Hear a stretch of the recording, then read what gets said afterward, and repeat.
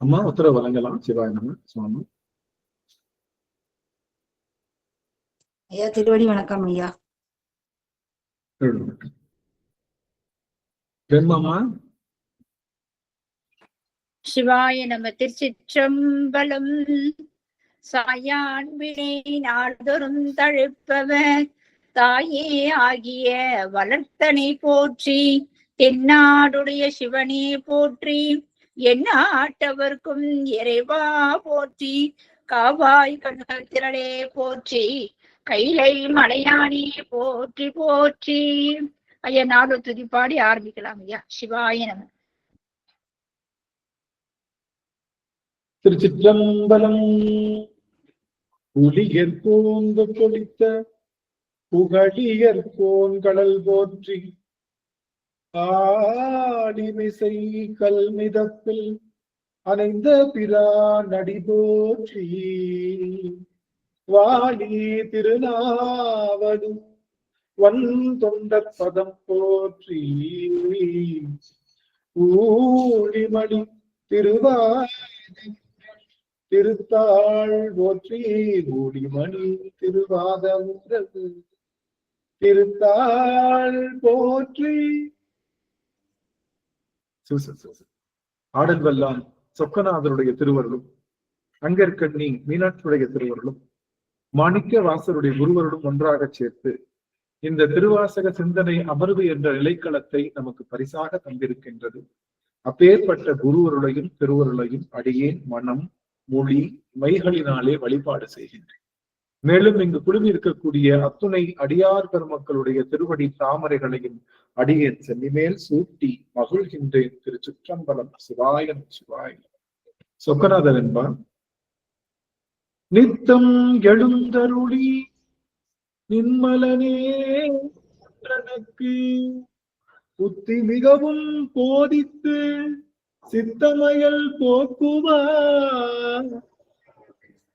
இன்ப சுக பூரணத்தின் இரண்டரவே ஆக்குவார். சொக்கநாதா சொக்கநாதா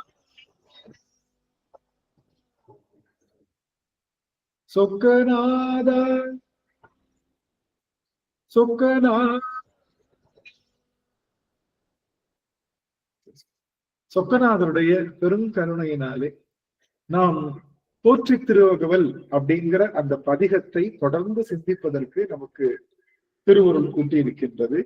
114வது வரி. எவ்வளவு நாள்ரா இந்த வரியிலேயே நிற்ப? 114வது வரியில குறியே போற்றி அப்படிங்கிற அந்த வரிக்குத்தான் கிட்டத்தட்ட இது 4வது அமர்வா நம்ம பார்த்துட்டு இருக்கோம். 4வது அமர்வா 5வது அமர்வான்னு தெரியல. ஆல்மோஸ்ட் நிறைய அமர்வுகள் பார்த்துட்டு இருக்கோம். இந்த போற்றி திரு அகவல் இறைவனை போற்றி செய்வதனாலே என்ன கிடைக்கும்? அகவல் முதல் அகவல்னா என்னன்னு தெரிஞ்சுக்கணும். நிறைய தமிழ்ல அகவல் பா அப்படின்னு ஒரு பாவகை உண்டு. நிறைய பாவகை. வெண்பா, கலிப்பா, கட்டளைத்துறை கடிப்பா, அது மாதிரி நிறைய ஆசிரிய நிலை மண்டில ஆசிரியப்பான்னு சொல்லி நிறைய பாவகைகள் உண்டு.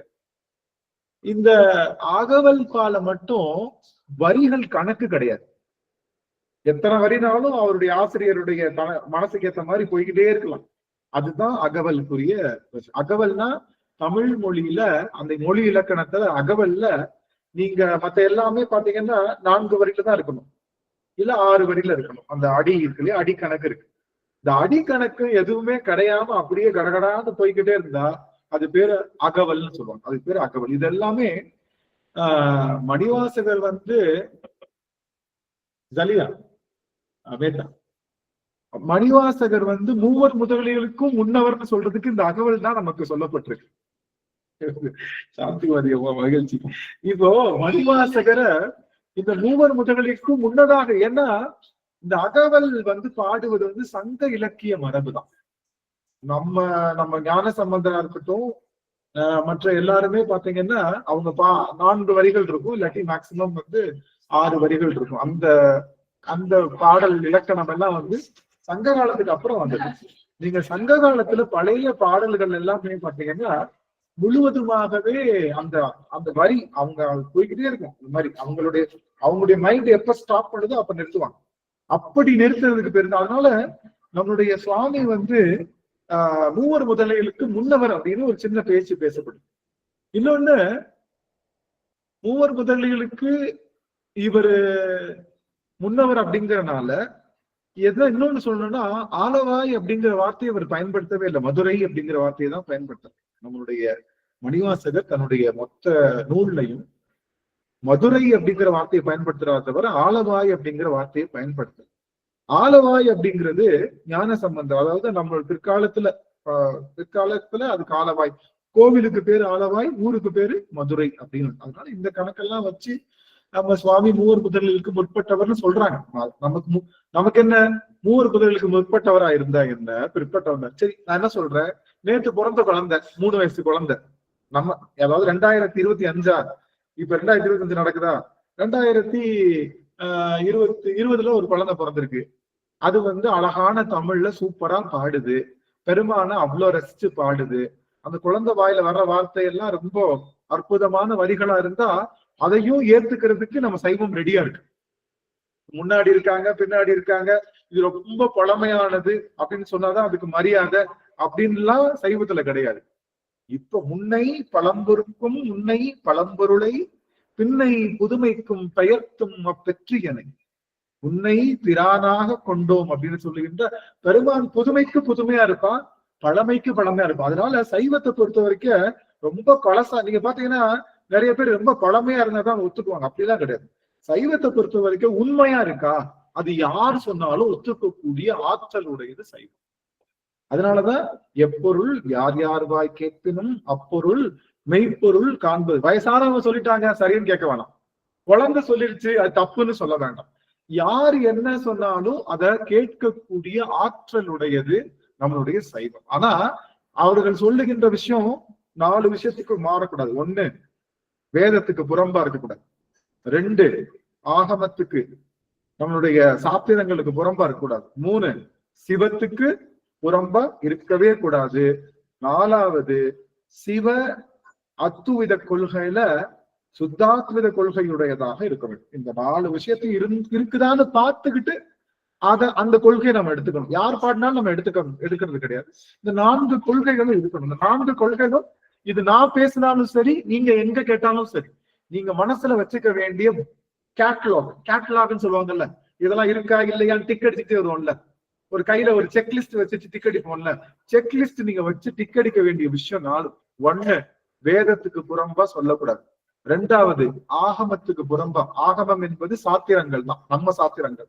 14 மெய்கண்ட சாத்திரங்கள், அந்த முப்பொருள் பதிப்பசு உண்மை தான். அந்த சைவத்துக்கு அது எதிர்ப்பா பேசக்கூடாது. 3வது, சிவத்துக்கு புறம்பா பேசக்கூடாது. 4வது, நீங்க 4வது என்ன சொன்னேன்,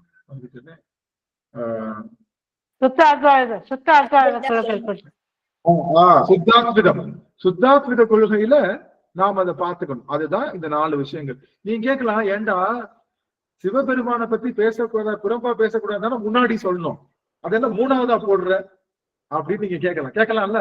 ஏண்டா சிவபெருமானை பத்தி பேசுறப்போ முத நீ என்ன சொல்லணும், சிவபெருமான புறம்பா பேசக்கூடாதுன்றதுதான ஃபர்ஸ்ட் டிக் அடிக்கணும். அதை விட்டுட்டு வேதத்துக்கு சாத்திரங்களுக்கு 3வதா போடுறியே, என்ன அர்த்தம் அப்படின்னு கேட்டா, நம்ம சிவபெருமானையே புறம்புன்னு சொல்லியிருக்காங்க. உன்னை தள்ளி வைக்கிறேன் அப்படின்னு இருக்காங்க. சிவபெருமான உன்னை நான் தள்ளி வைக்கிறேன், உன்னை இந்த சைவத்தை விட்டு உன்னை தள்ளி வைக்கிறேன்னு சொல்லியிருக்காங்க. அவர்களையும் சிவமாக பார்க்கின்ற ஆற்றல் உலகத்துல எந்த சமயத்துக்கும் இல்லாத ஒரு பெரிய சிறப்பு. சமயத்தினுடைய தலைவனையே தள்ளி வைக்கிறாங்க, நீ உனையும் சேர்ந்து தள்ளி வைக்கிறவயா அப்படின்னு சொல்லுகின்ற ஆற்றல் உடையவர்கள் சைவர்கள். சிவபெருமானா அடியவர்களான்னா சிவபெருமானே அப்படின்னு சொல்ற வகையில அமைவதாக இருக்கிறது நம்மளுடைய ஜலியா க்ளோஸ். ஜலியா க்ளோஸ் க்ளோஸ் பெர் க்ளோஸ் நோ பெர் க்ளோஸ் பெர் பெர் சுக்குரி இல்ல பெர் க்ளோஸ். ஆமா, நம்ம எனக்கு என்னமோ தெரியல, சின்ன டிஸ்டர்பன்ஸ் கேட்டாலும் என்னால கான்சென்ட்ரேட் பண்ண முடியும். அப்படி இருக்கக்கூடாது. ஆக்சுவலி எப்படி இருக்கணும்னா, ஏதோ இடிஞ்சு விழுந்தாலும் பூதம் 5 நிலையில் கலங்கினும் மாதோர் வாகார் மலர்த்தால் மரப்பிலார். 5 பூதங்கள் அப்படியே கலங்கினாலும் நம்மளுடைய திருப்பாலத்தை அப்படியே கெட்டியமா பிடிச்சுக்கணும். நமக்கு குக்கர் விசில் சத்தம் கேட்டாலே கண்ணு கலங்குது, ஐயோ மனசெல்லாம் வேற மாதிரி போகுது. ஆனா சைவ அடியார்கள் எப்படி இருக்கணுமா, பஞ்ச பூதங்களும் கலங்கி நின்றாலும், சூரியன் உடைந்தாலும், நெருப்பு தன்னுடைய தன்மையை மாறினாலும் அவர்கள் எந்த இடத்துலயும் சலனம் அடையக்கூடாது. சலனமற்றவர்கள் தான் யாரு? சலனமற்றவர்கள் தான் யாரு?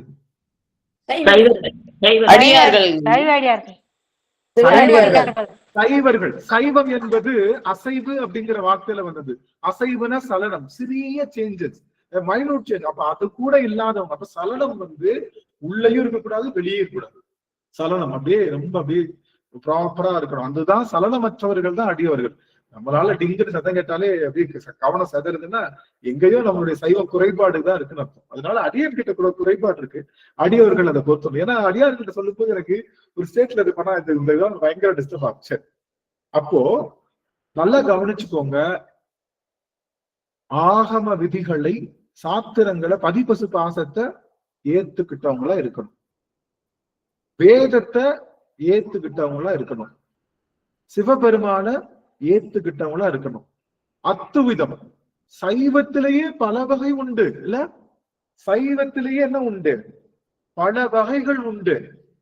நீங்க பாத்தீங்கன்னா கர்நாடகால அந்த சைவத்துக்கு அவங்க பேர் என்ன சொல்லுவாங்க? வீர சைவர்கள் சொல்லுவாங்க. வீர சைவர்கள் அப்படின்னு சொல்லுவாங்க. அவங்க வேதத்தை ஏத்துக்க மாட்டாங்க. அவங்க வேதத்தை ஏத்துக்க மாட்டாங்க. அவங்க என்ன சொல்லுவாங்கன்னா, நம்ம சிவபெரும சைவம் இல்லாதவர்களை கொலை செய்யலான்றாங்க. எப்படி இதுல சொல்ற மாதிரி, இஸ்லாம்ல சொல்ற மாதிரி சைவத்தை வழிபடலையா, சிவனை வழிபடலையா, அவங்கள கொலை செய்யலாம் அப்படின்ற மாதிரி. நம்ம எல்லாம் அப்படி சொல்லல. அப்படி சைவத்திலேயே பல விதமான சிவனை தான் வழிபாடு செய்வாங்க. ஆனா போய் முடிய இடம் வேற இடமா இருக்கும். ஒண்ணு குளத்துல முடியும், ஒண்ணு குட்டையில முடியும், ஒண்ணு ஏரியில முடியும், ஒண்ணு கம்மாயில முடியும், ஒண்ணு ஊத்துல முடியும். நாம மட்டும்தான் சிவன் கடல்ல போய் முடியும். சிவனுடைய கடல் என்று சொல்லுகின்ற சிவ கடல்ல, அதுவும் உவர்ப்பு கடல் அல்ல, அமுத கடல். அமுத கடல் அது உவர்ப்பு கடல் அல்ல, அமுத கடல். அங்க போய் முடிகிறது நம்மளுடைய சைடு. எல்லாமே சிவபெருமான கும்பிடுறாங்கன்ட்டு போறாங்க இல்லையா? நீங்க பாத்தீங்களா? எல்லா சிவபெருமான கும்பிடுற மாதிரி தெரியும், அவங்களுடைய உள்ள எண்ணம் வேற மாதிரி இருக்கும்.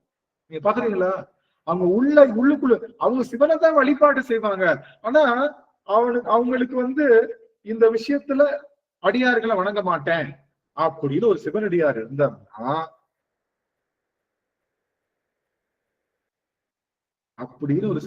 இருந்தாருன்னா, அவர் பக்கமே போகாம இருப்பது சாலச் சிறந்தது. அவர் பக்கமே போகாம இருப்பது நான் அடியார்தான் வணங்குவேன், சிவபெருமான வணங்க மாட்டேன்னு சொல்றா, அந்த அடியாரை போய் வணங்கலாம். நான் சொல்ற பாயிண்ட் புரியுதா? நான் அடியாரை மட்டும்தாங்க வணங்குவேன். யார் அப்படி செஞ்சா? பெருமிழலை குறும்பர். பெருமிழலை குறும்பர் என்ன பண்ணாரு? நம்மளுடைய நம்பியாரூருடைய நாமத்தை சொல்லியே எங்க போயிட்டாரு? மேல போயிட்டாரு. பெருமிழலை குறும்பர்க்கும் அடிக்க நம்பியாரூர நாமத்தை சொல்லி நம்பியாரூருக்கு முன்னதாகவே முக்தி அடைஞ்சிட்டாரு. இவர் போறதுக்கு முன்னாடியே என்னடா கூத்து இது, என்னுடைய நாமத்தை சொல்லி நான் இங்க உட்கார்ந்து இருக்கேன், ஆனா எனக்கு முன்னாடியே முக்தி அடைஞ்சிட்டாருன்ற மாதிரி நம்பியாரூருடைய நாமத்தை சொல்லியே, நம்பியாரூர்னா சுந்தரருடைய நாமத்தை சொல்லியே அவருக்கு முன்னதாகவே போய் சிவபெருமானுடைய திருவடி கடலை சேர்ந்தவர் யாரு? நம்மளுடைய பெருமாளை குறும்பர் அப்படின்னு சொல்றோம். ஆக சிவபெருமான விட்டா கூட பரவாயில்ல, அடியவர்கள் திருவடியை வணங்காது விட்டவர்களுடைய சங்காத்தமே நம்மளுக்கு வேணாம். அவங்க யாரா வேணா இருக்கட்டும், அடியவர்கள் திருவடியை வணங்குறீங்களா? அங்க நாங்க வர்றோம். அடியவர்கள் திருவடியை வணங்கலையா, உங்களுக்கும் எங்களுக்கும், உங்களுக்கு ஒரு வணக்கம், உங்க தத்தைக்கு ஒரு வணக்கம்னு போட்டு நம்ம வந்துடலாம். அது ஆக மொத்தம் இது ஏன் சொல்றேன்னா, சைவத்திலேயே நிறைய அடல்ட்ரேஷன் வந்துருச்சு. அடல்ட்ரேஷன் என்னது? கலப்புன்னு சொல்லுவாங்க இல்லையா? கலப்பு கேள்விப்பட்டிருக்கீங்களா? கலப்பு, கலப்படம். நெய்யு மாதிரி இருக்கும், நெய்யு மாதிரி இருக்கும், ஆனா உள்ளுக்குள்ள என்ன இருக்கும்? மெழுக கரைச்சு ஊத்துறதும், வாழைப்பழத்தை கரைச்சு ஊத்துறதும், என்னென்னலாம் செஞ்சு அதெல்லாம் நெய்யை அடல்ட்ரேட் பண்ணி பாக்கெட்ல போட்டு விற்கிற மாதிரி எல்லாமே நெய்யின்னு சொல்ற மாதிரி எல்லாமே சைவம் தான். ஆனா நிறைய கலப்படங்கள் இருக்கு, நிறைய போலிகள் இருக்கு, நிறைய போலிகள் இருக்கு. ஆனா எங்களுக்கு திருவாசகத்துல என்ன சொல்லுவோம்? எங்களுக்கு வேறெங்கும் கிளைகள் இல்லை, கிளைகள் இல்லை. எங்களுக்கு வேற ஏன்னா நாங்க போலி கிடையாது, கலப்படம் கிடையாது. அதனால எங்களுக்கு வேற எங்கும் கிளைகள் இல்லை, திருவாசக சிந்தனை தான். நாங்க வேற எங்கேயுமே நீ எங்களை எங்கேயாவது பார்க்க முடியுமா? நீங்க எந்த இடத்துலயும் அடியன்னு பார்க்க முடியாது. நான் மத்த எந்த குடும்பத்திலையும் போய் பேசுறது கிடையாது. அவங்க ஏத்துக்கிறதுக்கும் அவங்க தயாரா இல்லை. சரி, ஆக மொத்தம் நான் உங்களுக்கு சொல்றது, நீங்க போலியா போயிடாதீங்க. சிவபெருமான கும்புறாங்களே, சரி அவங்க பின்னாடி போயிடுவோம்னு போகாதீங்க. கொஞ்சம் முயற்சி பண்ணுங்க. அவங்க அடியவர்கள் திருவடியை வணங்குறாங்கன்னா நீங்க கண்ணை மூடிட்டு போகலாம். அவங்க வேதத்துக்கும் சுத்தாத்வீதத்துக்கும் இதுக்கு எல்லாத்துக்கும் சொல்றாங்கன்னா போகலாம். இன்னொன்னு கவலைப்படாதீங்க, நீங்க புத்த சமயத்துக்கே போனாலும், நீங்க சமண சமயத்துக்கே தப்பா போனாலும், உங்களுக்கு அவன் பிடிச்சிருச்சு அப்படின்னா உங்களை சொல்லி வாரி எடுத்துக்கும். அதனால நீங்க பயப்பட தேவையில்லை. என்னடா ஆளந்து இன்னமும் ஆழம் பார்த்து ஆளை பார்த்துலாம் இல்ல, எப்படி வேணாலும் நீங்க குதிங்க, அவன் தூக்கி பிடிச்சு உங்க தூக்கி வந்துடும் அவன் எப்படினாலும். அதனால எதுக்காக சொல்ல வரேன்னா, அந்த கன்சிடரேஷன் வேணும்ன்றதுக்காக. சரி, இந்த போற்றி எதற்காக செய்கின்றோம் அப்படின்னா, இந்த போற்றி செய்வதனாலே இந்த ஆன்மா உய்வடைகின்றது, இறைவனுடைய திருவடி நீழலை அடைகின்றது. இறைவனுடைய திருவடியை நிழல்னு சொல்லுவோம். ஏன் நிழல்னு சொல்லுவோம்? இறைவன் திருவடியை நிழல்னு சொல்லுவோம். எதுக்காக நிழல்னு சொல்றோம்? இளைப்பாறுவதற்கான இடம். இளைப்பாறுவதற்கான இடம். அப்புறம்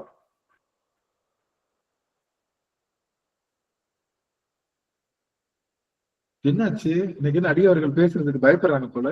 என்ன சரி, நீங்க எல்லாம் தூங்கிட்டு இருக்கீங்க, எல்லாம் ஆன் பண்ண, நீங்க எல்லாரும் வீடியோவை முதல்ல ஆன் பண்ணி எனக்கு தர வேண்டிய அந்த சம்பளத்தை கொடுத்ததுக்கு அப்புறம் நாம அதை பண்ணலாம். எல்லாரும் எனக்கு சம்பளம் கொடுத்துருங்க. ஃபர்ஸ்ட் எனக்கு சுகந்தி அம்மா தெரியுறாங்க, சாந்தி ஆறுமுகமா தெரியுறாங்க, மீனாட்சி அம்மா, மகேஷ் ஐயா, கமலா அம்மா மற்றும் அவங்க பத்மா அம்மா தெரியுறாங்க, குகப்பிரியா அம்மா, கலைச்செல்வி அம்மா, சந்திரா அம்மா மற்றும் நம்மளுடைய சரஸ்வதி ராஜேஸ்வரி அம்மா தெரியுறாங்க, முருகேசன் ஐயா, சுசீலா அம்மா, வைர சிவகாமி அம்மா, ஜானகி அம்மா, கோலம்மாள் அம்மா, நடராஜன் ஐயா, அப்புறம் அடியார்கள்லாம் எனக்கு நல்லா தெரியுறாங்க. சில அடியார்கள் பேர் இடையில வரமாட்டேங்குது. அம்மா மாரீஸ்வரி அம்மா தெரியுறாங்க. இந்த பாட்டு பாடுவாங்களே, கோலவிலி அம்மா, ராஜகாளி அம்மா, பத்ரகாளி அம்மா அப்படிங்கிற மாதிரி எல்லாருடைய பேரையும் சொன்னாதான் எனக்கு அன்னைக்கு ரொம்ப மகிழ்ச்சியா இருக்கும். அதனால உங்க எல்லாரையும் பார்த்தது எனக்கு அடியனுக்கு ரொம்ப மகிழ்ச்சி. அடியன் செஞ்ச வேலைக்கு மேலேயே கூலி கிடைச்சிச்சு இன்னைக்கு, ரொம்ப மகிழ்ச்சி. சரி, கலைச்செல்வி அம்மா தெரியுறாங்க. ரைட் ஐயா, பெரிய ப்ராப்ளம் சாமி. ஐயா, ஒரு கூட்டத்துல ஒரு குழந்தைங்க தொலைஞ்சிருச்சுன்னா அம்மா பாதத்தை காலை தான் போய் பற்றி பிடிக்கும். அது மாதிரி நம்ம திருவடி நிழல்ல போய் இருக்கிறதுக்கு இதுங்க ஐயா. அதனால திருவடி சக்கராதா அருமை அருமை. திருவடி நீழல் ஐயா, நடராஜன் திருவடி நிழல் அருளல், அதனால திருவடி நிழல். திருவடி நீழல் அப்படின்னு நாம சொல்வதற்கான காரணம் என்ன அப்படின்னு பார்த்தோம்னா, எப்பயுமே நிழல் கீழே இருந்தாதான் கிடைக்கும். மரம் இருக்கு, மரத்துக்கு கீழே நின்னாதான் கிடைக்கும் நிழல். மரத்துக்கு மேல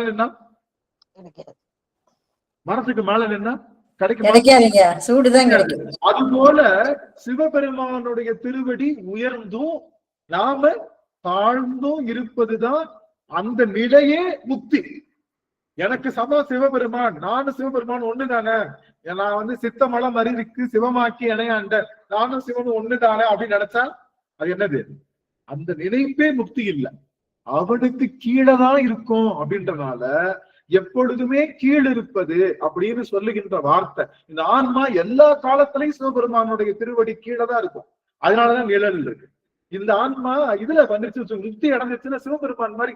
சில சமயம் சில சைவ சமயம் என்ன சொல்லுது? சிவ சமவாத சைவம் என்ன சொல்லுது? சமாதின்னு சொல்றோம். சமாதின்னு என்ன சொல்றோம்? சமம் கூட்டல் ஆதி. சமாதின்னு அர்த்தம் சமம் கூட்டல் ஆதிதான் சமாதி. ஆதி பரம்பொருளுக்கு சமமாக நாம மாறுறதுக்கு பேரு தான் சமாதி நிலைன்னு சொல்றோம். உடனே என்ன நினைச்சுக்குது? ஓ, அவனும் நானும் ஒன்னாயிட்டம் போல, இப்படி ஒன்னாயிட்டம் போல. அதனால சமாதி நிலை நினைச்சா அது நம்முடைய சைவம் அல்ல, அதுவும் சிவத்தை தான் வழிபாடு செய்கின்றது. அப்போ நிழல் அப்படின்னா என்ன அர்த்தம்னா, அவனுடைய திருவடிக்கு கீழே இருக்கணும்னு சொல்றதுக்கு பேருதான் நீழல். இன்னொன்னு, நிழலுக்கும் நீழலுக்கும் வித்தியாசம் இருக்கு. நீழல் அப்படின்னா என்ன அர்த்தம்னா, நிழல் என்ன பண்ணும்? காலையில எப்படி விழுகும்? மேற்க விழுகும். காலையில மேற்கால விழுகும், சாயங்காலம் கிழக்கால விழுகும், நடுவுல உள்ளுக்குள்ளேயே விழுகும். அப்ப நிழல் என்பது மாறி மாறி விழுகும் இல்லையா, அதுக்கு பேரு நிழல். நீழல் என்பது என்ன ஆனாலும் மாறவே மாறாது, அப்படியே இருந்தா அது பேரு நீழல்னு பேரு. மாசில் வீணையும் மாலை மதியமும் வீசு தென்றலோ விங்கிழ வேனிலும் மூசு வண்டரை பொய்கையும் போன்றதே ஈசன் எந்தை இணையடி நீழலே. நீழல் நீழலேனா எந்த சூழல்லையும் அந்த நிழல் நம்மளை விட்டு போகாது. இப்படி வெயில் அடிச்சாலும், அப்படி வெயில் அடிச்சாலும், மேற்கால அடிச்சாலும், கிழக்கால அடிச்சாலும் அந்த நிழல் நம்மளை விட்டு போகாம நமக்கு நிழல் கொடுத்துக்கிட்டே இருக்கும். இப்ப பாத்தீங்கன்னா ஒரு பக்கம் காலையில பாத்தீங்கன்னா நிழல் விழுகும், சாயங்காலம் நிழல் விழுகாது. புரியுதுங்களா? அதே இடத்துல நிழல் விழுகாது. ஆனா எல்லா நேரமும் நிழல் தந்துகிட்டே இருந்தா அது பேரு நீழல்னு பேரு. சிவனுடைய திருவடியும் அப்படிதான். அவன் நிழல்னு சொல்லக்கூடாது. ஏன்னா நிழல் ஒரு நேரம் என்ன பண்ணும், ஒரு பக்கம் விழுகும், மாத்தி மாத்தி விழுகும். ஆனா இறைவனுடைய திருவடி நம்மளை விட்டு அகலவே அகலாது. திருவையாறு அகலாத செம்பன் சோதி நம்முடைய பெருமை. இப்பதாங்க இந்த கேள்வி கேட்கணும்னு நினைச்சவங்க நீங்க பதில் சொல்லிட்டீங்க. நிழலுக்கும் நீழலுக்கும் என்ன வித்தியாசம்னு கேட்கணும்னு நினைக்கிறேன். அந்த கேள்விக்கு பதில் உடனே வந்துருச்சு எனக்கு. அடியே செய்த தாகம். அப்ப நீழல் அப்படின்னா என்னைக்குமே அது நம்மளை விட்டு போகாது. என்னைக்குமே நமக்கு குளிர்ச்சியான ஒரு இளைப்பாறுதலை தந்து கொண்டே இருக்கும். அது மாறவே மாறாது. அப்படிங்கிறதுக்கு பேருதான் நீழல். நீங்க பாத்தீங்கன்னா ஆலமரம் இருக்குல்ல, ஆலமரம் கொடை மாதிரி இருக்கும் பாத்தீங்களா? ஆலமரம் கொடை மாதிரி இருக்கும். அதனால நீங்க எந்த பக்கம் வெயில் அடிச்சாலும் ஆலமரத்துக்குள்ள என்ன விழுகும், அந்த நிழல் இருந்துகிட்டே இருக்கும். பாத்திருக்கீங்களா? ஆலமரத்துல மட்டும் நீங்க மத்த மரங்கள்லாம் கொடை மாதிரி இருக்காது, அது அப்படி இருக்கும். அப்ப இந்த பக்கம் விழுகும், அந்த பக்கம் மாறி மாறி வரும். ஆலமரம் மட்டும் கொடை மாதிரி இருக்கும். அதனால அதுக்குள்ள இருக்கக்கூடிய நீழல் மாறவே மாறாது. அதனாலதான் சிவபெருமான் எந்த மரத்துக்கு கீழே உட்கார்ந்துருக்கான்? ஆலமர் செல்வனாக, ஆலமர் செல்வனாக அமர்ந்திருக்கின்றான். என்ன எல்லாரும் ஒரு நிமிஷம் கவனிக்கணும், எல்லாரும் ஒரு நிமிஷம் கவனிக்கணும். ஆலமரத்தினுடைய சிறப்பு என்னன்னா, ஆலமரத்துக்கு கீழே இருக்கின்ற நிழல் எப்பொழுதும் மாறாது. ஆலமரத்துக்கு கீழே எதுவுமே முளைக்காது, தெரியுமா உங்களுக்கு? ஆலமரத்துக்கு கீழே எதுவுமே முளைக்காது. அதனால இறைவனுடைய திருவடி நீழலுக்குள்ள போயிட்டோம்னா முளைப்பு என்ற பிறப்புக்குள்ள நம்ம வரமாட்டோம். எப்பயுமே நமக்கு பிறவாமை வரும், நமக்கு எப்பயுமே பிறக்க மாட்டோம். இன்னொன்னு தெரியுமா? இன்னொன்னு தெரியும், முக்கியமான செய்தி இதுதான் முக்கியம். இதுக்கு முன்னாடி சொன்னதெல்லாம் பெருசு கிடையாது. ஆலமரத்துடைய சிறப்பு கிடையாது. ஆலமரம் கவனிங்க, ஆலமரத்தினுடைய நிழல் எப்பொழுதுமே நீங்காது இருக்கும், அது நீழல் கொடுக்கும். ஆலமரத்துக்கு கீழே எதுவுமே முளைக்காது. அது போல இறைவனுடைய ஆலமர செல்வனை அணுகிவிட்டால் நம்முடைய வாழ்க்கையும் முளைக்காது, இனிமே பிறவி இருக்காது, நாம இனிமே பிறக்கவே மாட்டோம். அது மாதிரி ஒரு விஷயம். மூணாவது என்ன தெரியுமா ஆலமரத்தினுடைய சிறப்பு? மூணாவது என்ன தெரியுமா? ஆலமரம் எல்லா மரமும் நீங்க அதனுடைய விழுதுகள் இருக்கு இல்லையா, ஆலமரத்தினுடைய விழுதுகள், அந்த விழுத கீழே தட்டிடும்ல, தட்டின உடனே அந்த விழுத அப்படியே எடுத்துட்டு போய் இன்னொரு இடத்துல வச்சீங்கன்னா அதுவும் என்னவா மாறிடும்? மரமாவே மாறிடும். அது எப்படிப்பட்ட மரம், வயசு எப்படி இருக்கும் நீங்க பாத்தீங்கன்னா நல்லா கவனிங்க. அந்த விழுதுல இருந்து வரக்கூடிய விஷயம் திரும்ப ஆலமரம் வச்சோம்னா சின்ன செடியா முளைக்காது, விதையில வர செடியா முளைக்காது. அது எப்படி முளைக்கும்? எப்படி முளைக்கும்? அது பெரிய மரமாவே முளைக்கும், மரமாவே முளைக்கும். செடி மாதிரி முளைச்சு மரமா வராது. ஆலமர விழுத எடுத்து வச்சீங்கன்னா அது திரும்ப என்ன பண்ணும்? நீங்க போனீங்கன்னா தெரியும். முழுக்க அந்த ஆலமர விழுது விடும்ல, விழுதுக்கு நேரம் ஒரு சட்டி வச்சிருவாங்க, வச்சு அப்படியே தண்ணி அப்படியே போட்டு மண்ணை போட்டு வச்சோம்னா அப்படியே திளிர்க்கும். கடைசியில மேல கட் பண்ணி எடுத்து அதை தூக்கி இன்னொரு இடத்துல வச்சுட்டோம்னா மரமாவே முளைக்கும். அது மாதிரி நல்லா கவனிங்க, இறைவன் என்பவன் யாரு? இறைவன் என்பவன் யாரு? ஆலமரம். அதனுடைய விழுதுகள் என்பது அடியவர்கள். அடியவர்களும் சிவமும் ஒண்ணுதான். விழுதும் ஆலமரமும் ஒண்ணுதான். எவ்வளவு பெருசா வளர்ந்துருக்கோ அதே பெருசா அதுவும் வளர்ந்துரும். அது போல நீங்க வந்து ஆலமரத்துக்கிட்ட போனீங்கன்னா ஆலமரத்துடைய வேரை தொட முடியாது, ஆனா ஆலமரத்துடைய விழுதுகளை தொட்டு நம்ம ஆட முடியும். அது போல சிவபெருமானை நேரடியாக வேற நம்ம தொட முடியாது, அடியார்களுடைய திருவடி பற்றி சிவபெருமானை நாம் அடைய முடியும் அப்படிங்கிறது தான் ஆலமரம். இதுதான் சிறப்பு. அப்ப அடியவர்களும் தலைத்து ஆள் போல் தலைத்து அருகு போல் வேறொன்றின்னு சொல்லி வாழ்த்துவாங்க. ஆள் போல் தலைத்து, ஆள் என்பது பாத்தீங்கன்னா ஆலமரம் வந்து அதனாலதான் நீழல் கொடுக்குது. ஆலமரம் கொடுப்பது நிழல் அல்ல, ஆலமரம் தருவது நீழல். அதனால சிவபெருமானுடைய திருவடி, அதனாலதான் சிவபெருமான் எந்த எதில உட்கார்ந்து அறமுறைக்கிறான், அன்று ஆளாளம் கீழுரைத்து, அந்த ஆளாளத்துக்கு அந்த ஆலமரத்துக்கு கீழே அமர்ந்து அவங்களுக்கு அறமுறைத்தானே அப்படின்னு சொல்லுவாங்க. அது அவனுக்கு ஆலமர் செல்வன் அவன் சிவபெருமானுக்கு பேர். சங்க காலத்துல சிவபெருமானுக்கு பேரே ஆலமர் செல்வன் தான், சிவன்ற பேரு இல்ல, சங்ககால பேர். சங்க காலத்துல ஆலமர் செல்வன் அப்படிங்கிற அந்த பேரு தான் சிவபெருமானுக்கு இருக்கு அப்படிங்கிற அந்த செய்தி அந்த. சரி, இது எதற்காக சொல்ல வந்தோம் அப்படின்னா, இறைவனுடைய திருவடி நீலன், அவன் பெருசு, அவன் உயரம், நாம சிறுசு அப்படி அவனுடைய திருவடி நீலன் நமக்குள்ளேயே இருந்து அருள் செய்வதை உணர்கின்ற இடம்தான் போற்று திரு அகவல். இந்த இறைவனை போற்றி செய்வதனால அவனுடைய அருள் நீட்சிமையை நம்ம என்ன பண்ணிக்கலாம், எப்பொழுதுமே உணர முடியும். அது எப்பயுமே எக்ஸ்டெண்ட் ஆகிக்கிட்டே இருக்கும். அதுதான் அவனுடைய சிறப்பு. அதை உணர்வதற்கான இடம்தான் இந்த போற்றி திரு அகவல். புரியுதுங்களா? சரி, இப்ப போற்றிக்குள்ள போயிடலாம். நம்ம பார்த்துட்டு இருக்கிறது குறியே போற்றி. ஜாலியா ஓஹா பினிஷ் குப்பாயா குறியே போற்றி. 114வது வரி குறியே போற்றி. இறைவனுடைய குறிகளை சொல்லி அவனை வழிபாடு செய்ய வேண்டும். குறினா என்னது? அவன் தோடுடையவன், அவன் சுடலை பொடி பூசியவன், அவன் காடுடையவன், அவன் பேய்களோடு ஆடுபவன், அவன் சடாமுடி அணிந்தவன், அவன் கையிலே திரிசூலம் அணிந்தவன், நெற்றியிலே நுதற்கண் வைத்தவன், கழுத்திலே நீலகண்டம் அணிந்தவன், ஒரு பாதி பெண்ணை கொண்டவன், தூக்கிய திருவடியை கொண்டவன், நடனம் செய்கின்ற திருக்கூத்தன், நந்தியை வாகனமாக கொண்டவன் அப்படின்னு அவனுக்கு பலவிதமான ஒரு விஷயங்கள் சொல்லுகின்ற அந்த செய்திகளை சொல்லி பெருமானை போற்றணும். ஏன் அப்படின்னா, நாம செய்யற போற்றிய பிற்காலத்துல நீங்க என்ன பண்ணிடுவாங்க, அபகரிச்சிருவாங்க. மத்தவங்க அபகரிச்சிருவாங்க. அதுக்காக. ஆனா நீங்க அபகரிச்சாலும் என்ன, நீங்க என்ன போற்றி செஞ்சாலும் யாருக்கு தான் போகுது? நீங்க யாருக்கு போற்றி செய்தாலும் யாருக்கு தான் போகுது?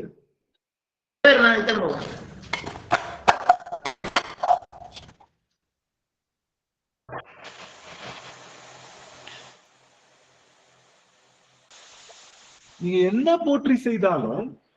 போற்றி செய்தாலும் சிவபெருமானுக்குத்தான் போகுது. அப்பேற்பட்ட அந்த, அதனால சிவபெருமானுக்கு ஒண்ணும் பிரச்சனை கிடையாது. நீங்க தப்பா போற்றி பண்ணாலும் என்ன பண்ணாலும் பிரச்சனை கிடையாது, அவனுக்கு தான் போற்றி போகுது. நாம என்ன நினைக்கிறோம்னா, இமயமலைக்கு போகணும்னு நீங்க ஆசைப்படுறீங்கன்னு நினைச்சுக்கோங்க, ரைட்டா? இமயமலைக்கு போகணும்னு ஆசைப்பட்டா எது நோக்கி போகணும்? எந்த திசையை நோக்கி போகணும்? நம்ம எல்லாம் வடதிசை நோக்கி போகணும். அதை விட்டுட்டு தென் திசை நோக்கி நான் போனேன் அப்படின்னா நம்ம இமயமலைக்கு பதிலா எங்க போயிடுவோம்? வேற ஏதோ மலைக்கு போயிடுவோம். அந்த மலை என்னன்னு சொல்லுவோம்? இமயமலைன்னு சொல்லி நம்ம தவறான இடத்துல போய் நம்மளுடைய டெஸ்டினேஷன் மாறிடும்ன்றதுக்காகத்தான் நம்ம ப்ராப்பரா சொல்லுமே தவிர, நீங்க அல்லான்னு சொன்னாலும்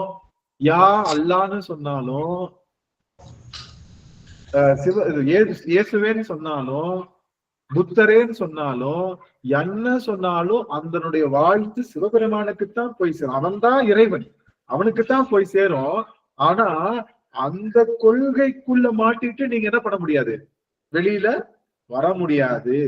உண்மை சிவத்தை உண்மையாகவே போற்றுகின்ற நிலைக்கு வரணுன்றதுக்காகத்தான் நம்மளுடைய சைவ குறவர்கள் என்ன பண்ணிருக்காங்கன்னா, குறியை சொல்லி வழிபாடு செய்திருக்கிறார். குறிகளை சொல்லி அதனால சிவபெருமான சொல்லும் போது எப்படிதான் சொன்னாரு, தூடுடைய செவியன் விடையேறி போர் தூவென் மதிசூடி அப்படின்னு அவருடைய அங்க அடையாளங்களை எல்லாம் சொல்லி சொல்லிதான் நம்ம வழிபாடு செய்யணும்ன்றத நமக்கு வழிபாட்டு முறையாகவே இந்த 12 திருமுறைகளும் கொடுத்திருக்கு. அதனால நீங்க யார வழிபாடு செய்றீங்கன்னு கேட்டா, கங்காதரனை, நெற்றிக்கண்ணனை, கண்டம் கருத்த மணிகண்டனை, சடாமுடி நாயகனை, உடம்பில முழுவதுமாக சுடலை பொடி ஆடுகின்ற சுடலை பொடி பூசியை, சுடுகாட்டை கோவிலாக கொண்ட சுடலை மாடனை அப்படின்னு நாம யார் கேட்டாலும் இப்படித்தான் நம்ம சொல்லுமே தவிர, நாம முழுவதும் ஜென்ரலாக இறைவன். ஈசன்ற வார்த்தை கூட என்னதான், ஈசன் சொன்ன என்ன அர்த்தம், அது எல்லாத்துக்குமே பொருந்தும், அது எல்லாத்துக்கும் பொருந்தும். ஈசன்ற வார்த்தை, ஈசன்னா தலைவன் அர்த்தம், இறைவன்னா இறைவன் தான் அர்த்தம், அது எல்லாத்துக்கும் பொருந்தும். ஆனா சிவபெருமானுக்கு மட்டுமே பொருந்துகின்ற அந்த செய்திகளை நாம சரியா சொல்லி அதை சொல்லிதான் வழிபாடு செய்யணும்னு நமக்கு நம்மளுடைய அருளாளர்கள் சரியா சொல்லி கொடுத்திருக்காங்க. சரி, இப்போ நாம நம்மளுடைய ஃபைனல் டெஸ்டினேஷன் என்ன, நீங்க தான் சொல்லணும். நாம நீங்க கடைசியா எங்க போகணும்னு நினைக்கிறீங்க, இல்ல கடைசியா நீங்க என்னவாகணும்னு நினைக்கிறீங்க? நீங்க எல்லாரும் கடைசியா நீங்க என்னவா ஆகணும்னு நினைக்கிறீங்க? சிவன் திருவடிக்கு தாங்க.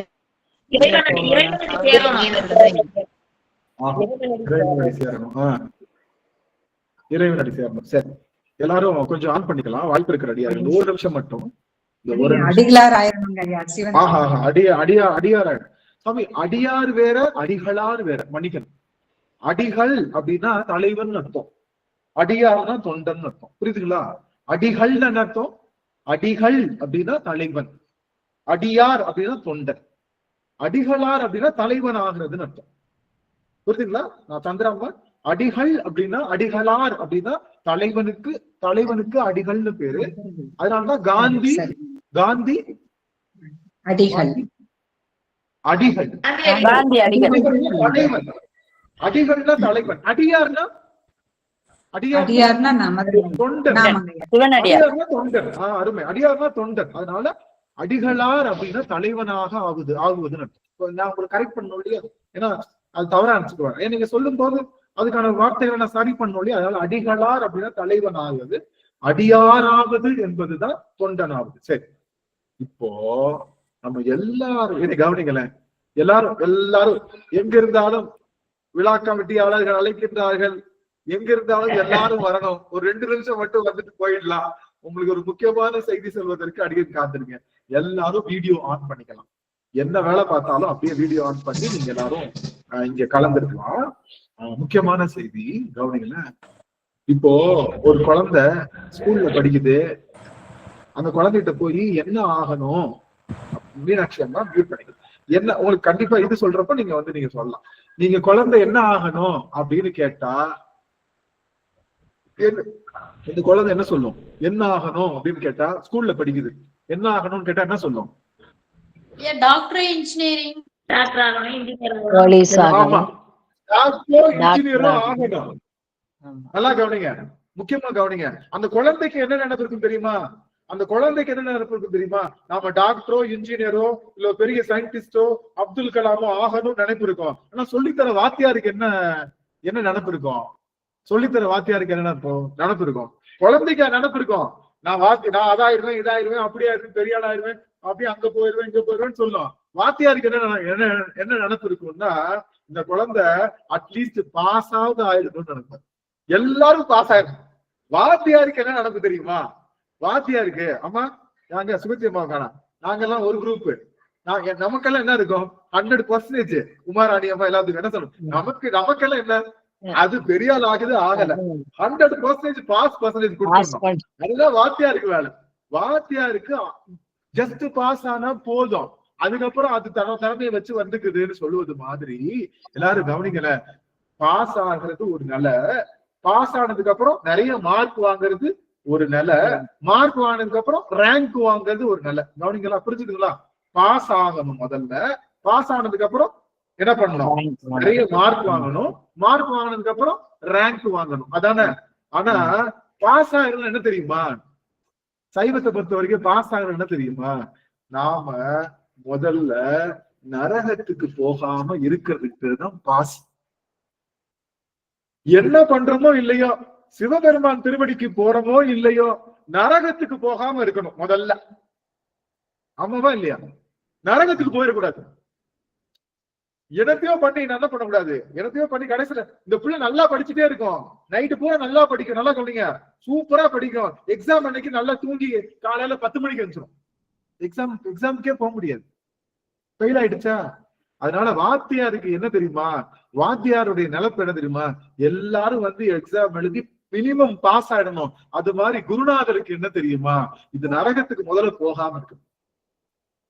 அதை புரிஞ்சு கொண்ட மணிவாசக குருநாதர் என்ன பண்ணார் தெரியுமா?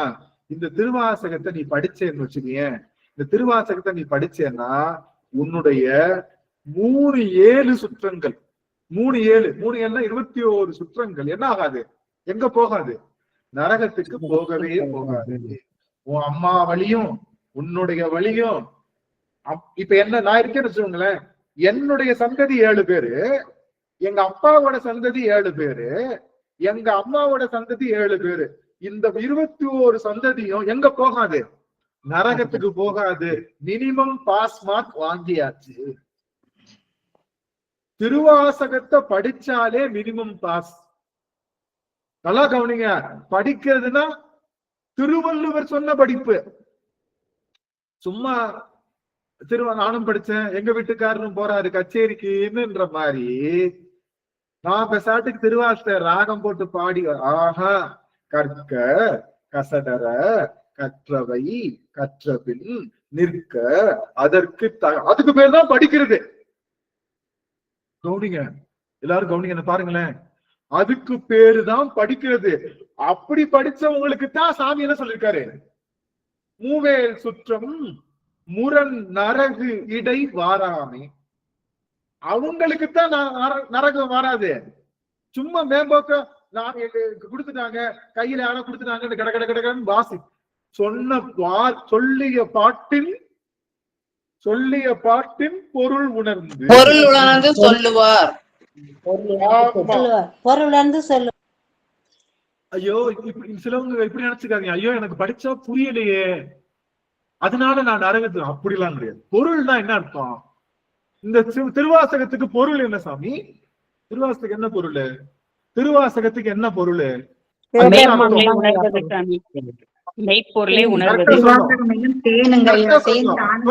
ஒரு புத்தகம். சாமி அம்மா பிரேமா திருவடி 2 பேர் வாய்ப்பு. அம்மா நம்ம சாந்தி அம்மாவுக்கும் கலைச்செல்வி அம்மாவுக்கும் பேர் எழுதி வச்சுக்கோங்க. பிரேமா அம்மா பேர் எழுதி வச்சுக்கோங்க. சாந்தி அம்மா, கலைச்செல்வி அம்மா பேர் எழுதி. இந்த வாரத்துக்கான புத்தகம் அவங்களுக்கு. சாமி மெய்ப்பொருளை உணர்வது. ஆமா, அதான் அர்த்தம். மெய்ப்பொருள் தருவதல்ல, சிவம் தான் பொருள். மெய்ப்பொருள் தருவது அல்ல. திருவாசகத்தினுடைய பொருள் என்னன்னு எல்லாரும் கேட்ட உடனே மணிவாசகர் கையை எதை காமிச்சாரு? திருவாசிக்குள் ஆடுகின்ற நடராஜ பெருமான் காமிச்சார். திருவாசிக்குள் ஆடுகின்ற பரம்பொருள் தான் பொருள்.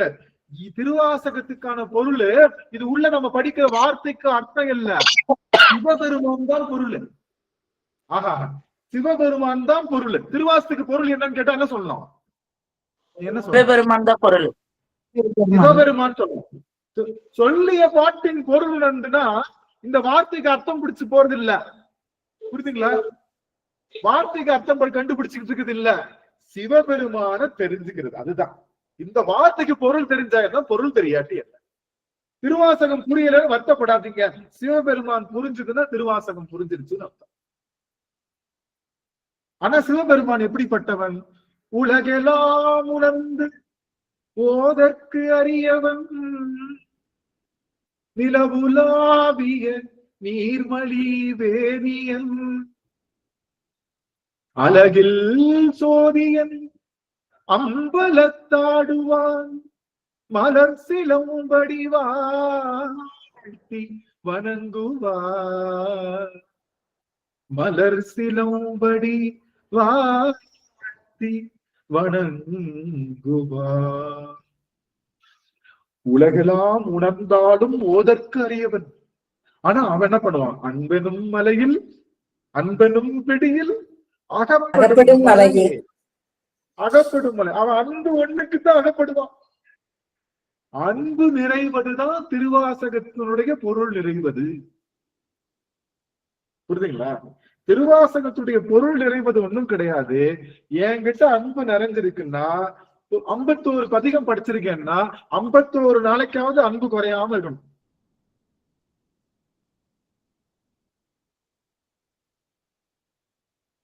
திருவாசகம் படிப்பதனால நிற்க அதற்கு தகன அன்புடையவர்களாக இருப்பது. அன்புடையவர்களாக இருப்பதுதான் திருவாசகத்தை படித்ததற்கான பொருள். இங்க கவனிங்களேன், ஒருத்தவங்க திருவாசகமே படிக்கல, அன்பா இருக்காங்க, சாமி என்னன்னு கணக்கு வச்சுக்குவாரு, சாமி என்னன்னு டிக் பண்ணுவாரு. ஒருத்தவங்க கோவப்படுறாங்க, பக்கத்துல வர்றப்ப இது மாதிரி அந்த இடத்துல இவர் அன்பா இருக்க முடியாத இடத்துல அன்பா இருக்காருன்னா இது 1000 கோடி முறை திருவாசகம் முற்றோதல் செய்து விட்டதுன்னு டிக் போடுவார்.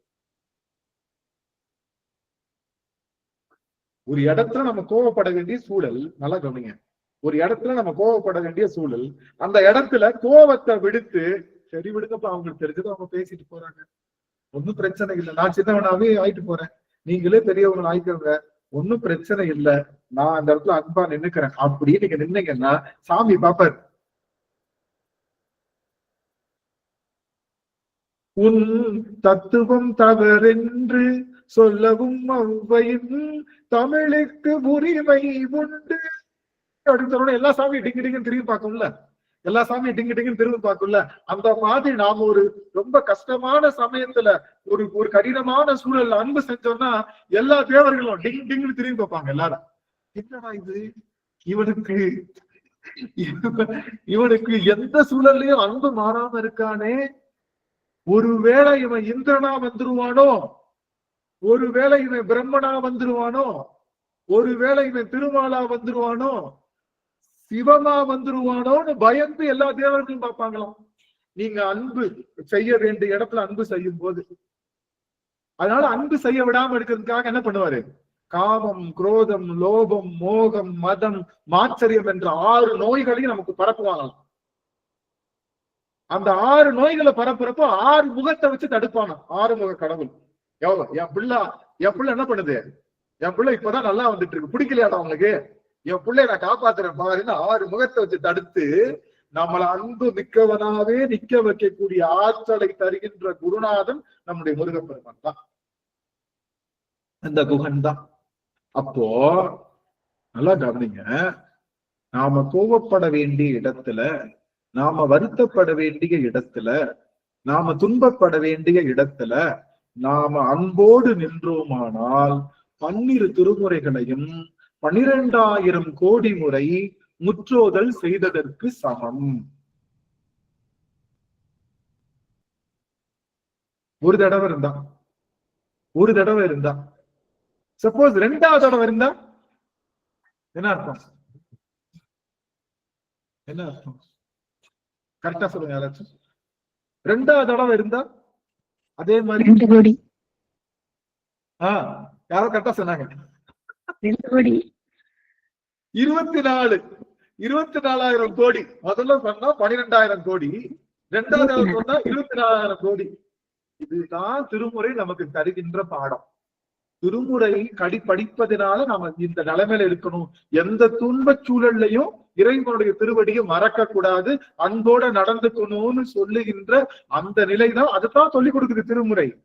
ஆனா வெறும் திருமுறையை மட்டும் சொல்லிட்டு நாம் அதுபடி நிக்கலைன்னா மூவேட் சுற்றம் முரண் நரகிடை அது வராம இருக்காது, அவங்களுக்கு எல்லாம் வரும்.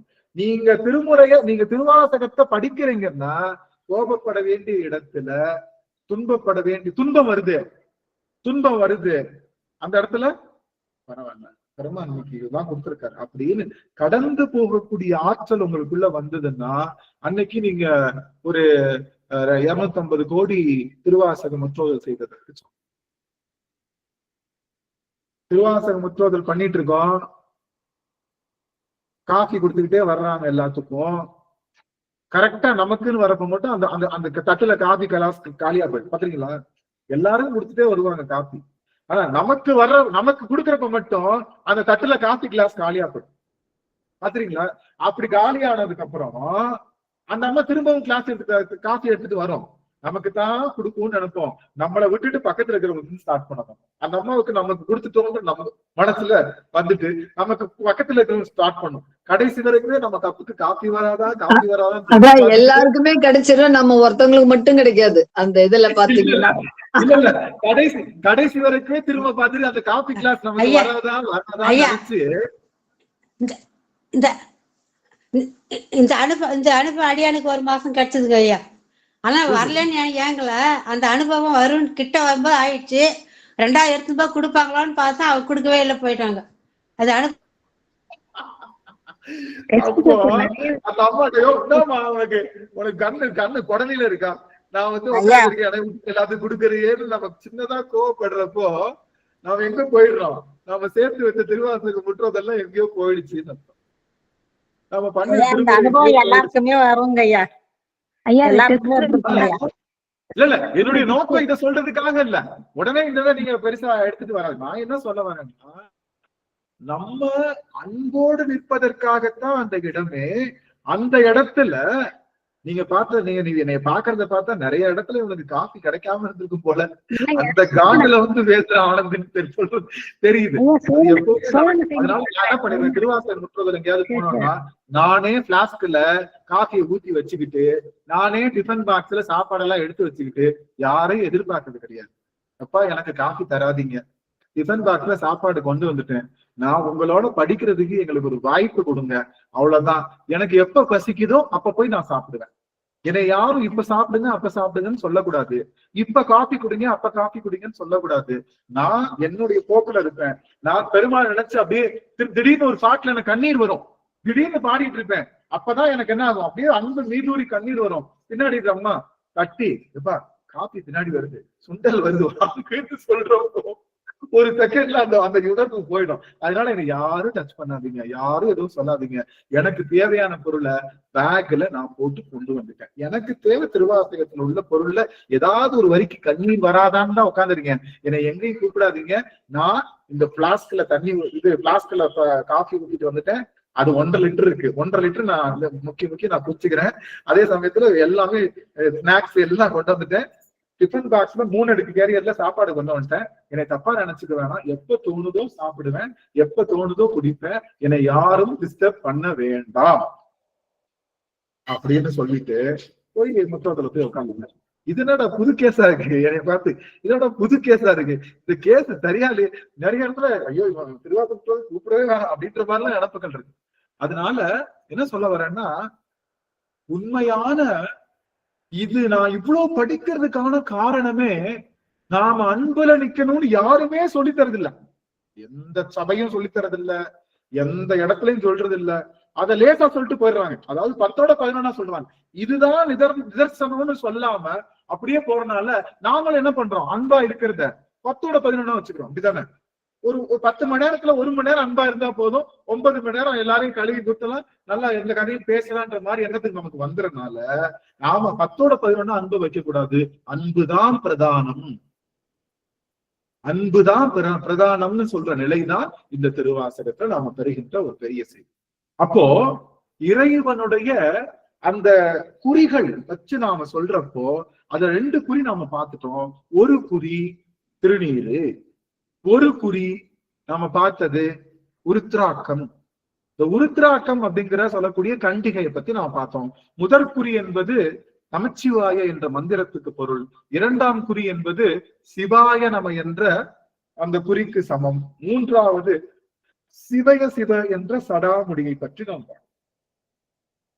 சடாமுடி தரித்தல் என்பது சிவபெருமானுடைய அதாவது யார் சடாமுடி தரிப்பார்கள் என்றால், இந்த பிறப்பிலே நாம் சிவத்தை ஒருவனை மட்டுமே அடைந்து விட வேண்டும் என்ற முனைப்பிலே முனிவிலே அவர்கள் அந்த சடாமுடி தரிப்பதாலே அவர்களை முனிவர்கள் என்று சொல்றோம் போன அமர்வுல பார்த்தோம். அப்போ அந்த சடாமுடி தரித்து பெருமானுக்காக பல காலம் அவர்கள் என்ன பண்ணுவாங்க, தவம் செய்து அவர்கள் செய்திருப்பாங்க. அது சடாமுடி. இந்த சடாமுடியை கண்டால் எப்படி நாம் என்ன பண்ணோம்? அவர்கள் சிவய சிவ மந்திரம் நடந்து வருவதற்கு சமம். நெற்றியில திருநீர் பூசி வந்தா நமச்சிவாய மந்திரம் நடந்து வருதுன்னு அர்த்தம். கழுத்துல ருத்ராட்சம் போட்டு வந்தா சிவாய நம்ம நடந்து வருதுன்னு அர்த்தம். அதனால அடியார்களை பார்த்து என்ன சொல்லலாம்? அடியார்களை பார்த்து என்ன சொல்லலாம்? என்ன சொல்லலாம்? நம சிவாய சிவாய நம்ம சொல்லலாம் ஐயா. ஆஹா, சிவாய சிவாய நம நம்ம சொல்லலாம். சிவாய நம. அடியார்களை பார்த்து அது அடியாரோட பேரு. ஏன் கழுத்துல ருத்ராட்சம் போட்டிருக்கு? அது பேர் என்ன? அதுக்கு பேர் என்ன? அந்த உடம்புக்கு பேர் என்ன? கழுத்துல ருத்ராட்சம் போட்டாச்சு, அந்த உடம்புக்கு பேர் என்ன? சிவாய நம. அதனால அடியார்களை பார்த்து சிவாய நம சொல்லலாம். ஏன்னா அவர்கள் கழுத்திலே ருத்ராட்சம் என்று சொல்லுகின்ற சிவாய நம என்ற சூக்கம மந்திரத்தை பெற்றவர்களாக இருக்கின்றனர். சடாமுடி தரித்தவர்களை பார்த்தா அவர்கள் எப்படி நினைக்கணும்? சிவய சிவ என்ற மந்திரமே நடந்து வருவதற்கு சமம். சிவய சிவ என்ற மந்திரத்தை நீங்க நடந்து வர்றதுக்கு சமம்னா சடாமுடி தரித்த அடியவர்களை நீங்கள் பார்ப்பது, அவர்களை வணங்குவது. இப்பெல்லாம் சடாமுடிய ஆர்டிபிஷியலா போட்டுக்கிட்டு ஏமாத்துற கூட்டங்கள் தான் நிறைய பேர் இருக்காங்க. இல்ல, நிறைய பேர் ஆனாவுனா ஏமாத்துற கூட்டங்கள் தான் இருக்காங்க. சடாமுடியை வச்சுக்கிட்டு அதை தவறா இது பண்ணி ஏமாற்றாங்க. ஆனா அப்படி அல்ல. நீங்க ஒரு நாயன்மார் இருந்தார், என்னை கவனிக்கலாம் அடியார்கள், ஒரு 10 நிமிஷம் கூட இருக்கலாம். சடாமுடி சிறப்பு. ஒரு நாயன்மார் இருந்தார். நம்ம போன இடம் பார்த்தோம், மூர்த்தி நாயனார் பார்த்தோம். மூர்த்தி மும்மையால் உலகாண்ட மூர்த்திக்கும் அடியேன். அவர் திருநீரு, ருத்ராட்சம், சடாமுடி இவைகளை வைத்து தன்னுடைய நாட்டை ஆட்சி செய்து அவர் செய்தனால அவருக்கு மும்மையால் உலகாண்ட இந்த 3 விஷயத்தை யார் வச்சிருக்காங்களோ அவங்க உலகையே ஆள முடியும். அவர்களுக்கு முதல்ல செல்வம் வரும். நல்லா கவனிங்க. யாரெல்லாம் திருநீரு, ருத்ராட்சம், சடாமுடி இல்லையே நினைக்க வேணாம், அதுவும் சிவய சிவதான். இந்த திருநீரும் ருத்ராட்சமும் வச்சிருக்கிறவங்களுக்கு சொல்ல முடியாத செல்வம் சேரும். எந்த செல்வம்?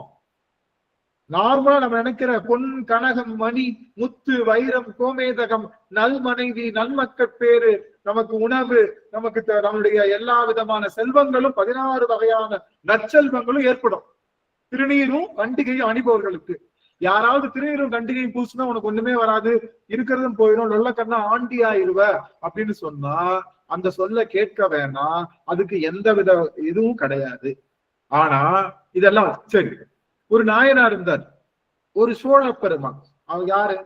புகழ் துணை புகழ்ச்சோழனார் அப்படின்னு சொல்லுகின்ற ஒரு சோழ மன்னன் இருந்தாரு. அந்த மன்னர் என்ன பண்ணாருன்னா கருவூரை தன்னுடைய தலைநகரமா வைத்து ஆண்டு வந்தார். உங்களுக்கு தெரியும் கரூர், நாம சொல்றோம் ஆணிலையப்பர் கோயில், பசுபதீஸ்வரர் கோயில் இருக்கு இல்லையா, கரூர். அந்த கரூரை தன்னுடைய இதா ஆண்டு வராரு. அதுக்கப்புறம் அவர் இது சோழர்களுக்கு நிறைய தலைநகரம் உண்டு. கரூரு, அதுக்கப்புறம் தஞ்சை, திரு ஆரூர், அதுக்கப்புறம் பழையாறை, அதுக்கப்புறம் தில்லை. இது எல்லாமே தலைநகரா வச்சு அவங்க ஆழ்வாங்க. இந்த இடங்கள்ல தான் அவங்களுக்கு முடியும் சூட்டுவாங்க. இப்போ இந்த ஒரு நிமிஷம், இந்த நாயனார் பேரு மட்டும் புகழ் துணையா இல்ல சாமி? புகழ் சோழ நாயனாருங்க. புகழ் சோழ நாயனார். இந்த புகழ் சோழ நாயனார் பழையாறை அப்படிங்கிற அந்த இடத்துல அவர் என்ன பண்ணுவாரு? முழுவதுமாக அங்கதான் அவருடைய தலைநகரம். பழையாறையில இருந்து ஆனாலும் அவர் இங்கதான் வருவாரு, கரூருக்கு தான் வருவார் அடிக்கடி. கரூருக்கு வந்துட்டாருன்னா எல்லாத்தையும் விட்டுட்டு கரூர் ஆணிலையப்பரோட அப்படியே ஐக்கியம் ஆயிடுவாரு. அங்க கரூர்ல நீங்க நடக்கிற பள்ளியறை பூஜை பாத்துறீங்களா? கரூரு, நல்லா கவனிங்க பாருங்க, கரூரு, அதுக்கப்புறம் நம்மளுடைய இந்த கோயிலு மதுரை அம்பதி சொக்கநாதர் கோயிலு, அப்புறம் தில்லைங்க ஐயா, தில்லை கூட சொல்லுவாங்க.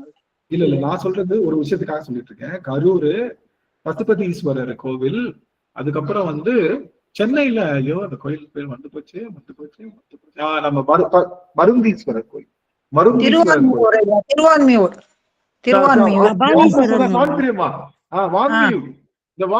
3 கோவில்லையும் நீங்க போய் பள்ளியறை பூஜை பார்த்தீங்கன்னா உங்க கால் தலையில இருக்காது, நீங்க சிவலோகத்துலதான் நடந்துட்டு இருப்பீங்க. இந்த 3 கோவில்லையும் நீங்க உங்களுடைய நீங்க சிவ பூஜை பள்ளியறை பூஜைக்கு அவங்க தூக்கிட்டு போவாங்கல்ல அப்பன, அவங்க கூடயே நடந்து போனீங்கன்னா உங்க காலை கீழே பாத்தீங்கன்னா கால் எப்படி இருக்கும்? கால் மண்ணுல பட்டிருக்காது, கால் சிவலோகத்துக்கு அப்படியே கீழே புகையா போயிட்டு இருக்கோம். நம்ம திருவிளையாடல் படத்துல சிவாஜி கணேசன் வர்றப்ப அப்படியே புகையா வர்ற மாதிரி காலை கீழே அப்படியே நம்ம நினைப்போம், நம்ம எங்க இருக்கோம்னு தெரியலையே, நாம சிவபுரத்துல இருக்கோமா, நாம உலகத்துல. அது மாதிரி இந்த 3 கோவில்கள்லயும் அடியேன் பெற்றிருக்கேன். அடியேன் பெற்ற அனுபவம். அதுக்காக மித்த கோவில்கள்ல இல்லையான்னு கேட்டா அது எனக்கு சொல்ல தெரியல. ஆனா அந்த 3 கோவில்கள்லயும் அடியேன் பெற்ற அனுபவம். அதனால வாய்ப்பு இருந்தா பசுபதீஸ்வரர், சொக்கநாதர் கோவில், அப்புறம் மருந்தீஸ்வரர், இந்த 3 கோவில்லையும் முடிஞ்சா பள்ளியறை பூஜை இருந்து பாத்துக்கலாம். முடிஞ்சா எனக்காவது வாய்ப்பு. ஐயா, நான் மருந்தீஸ்வரரும் கரூர் பசுபதீஸ்வரர் கோயிலையும் பார்த்திருக்கேன் ஐயா. சொக்கநாதர் கோயில் இன்னும் வாய்ப்பு கிடைக்கல. அடியே மதுரைக்காரன்றனால சொக்கநாதர் கோயிலுக்கு ஈஸியா போய் பார்க்க ஒரு வாய்ப்பு இருந்தது. வேற ஒண்ணும் இல்ல. மதுரையில நானும் பார்த்துருக்கேனுங்க. ஐயா, ஒரு முறை வாய்ப்பு இருந்தா நீங்க தஞ்சாவூர்லயும் பாருங்க ஐயா, ரொம்ப அருமையா இருக்குங்க.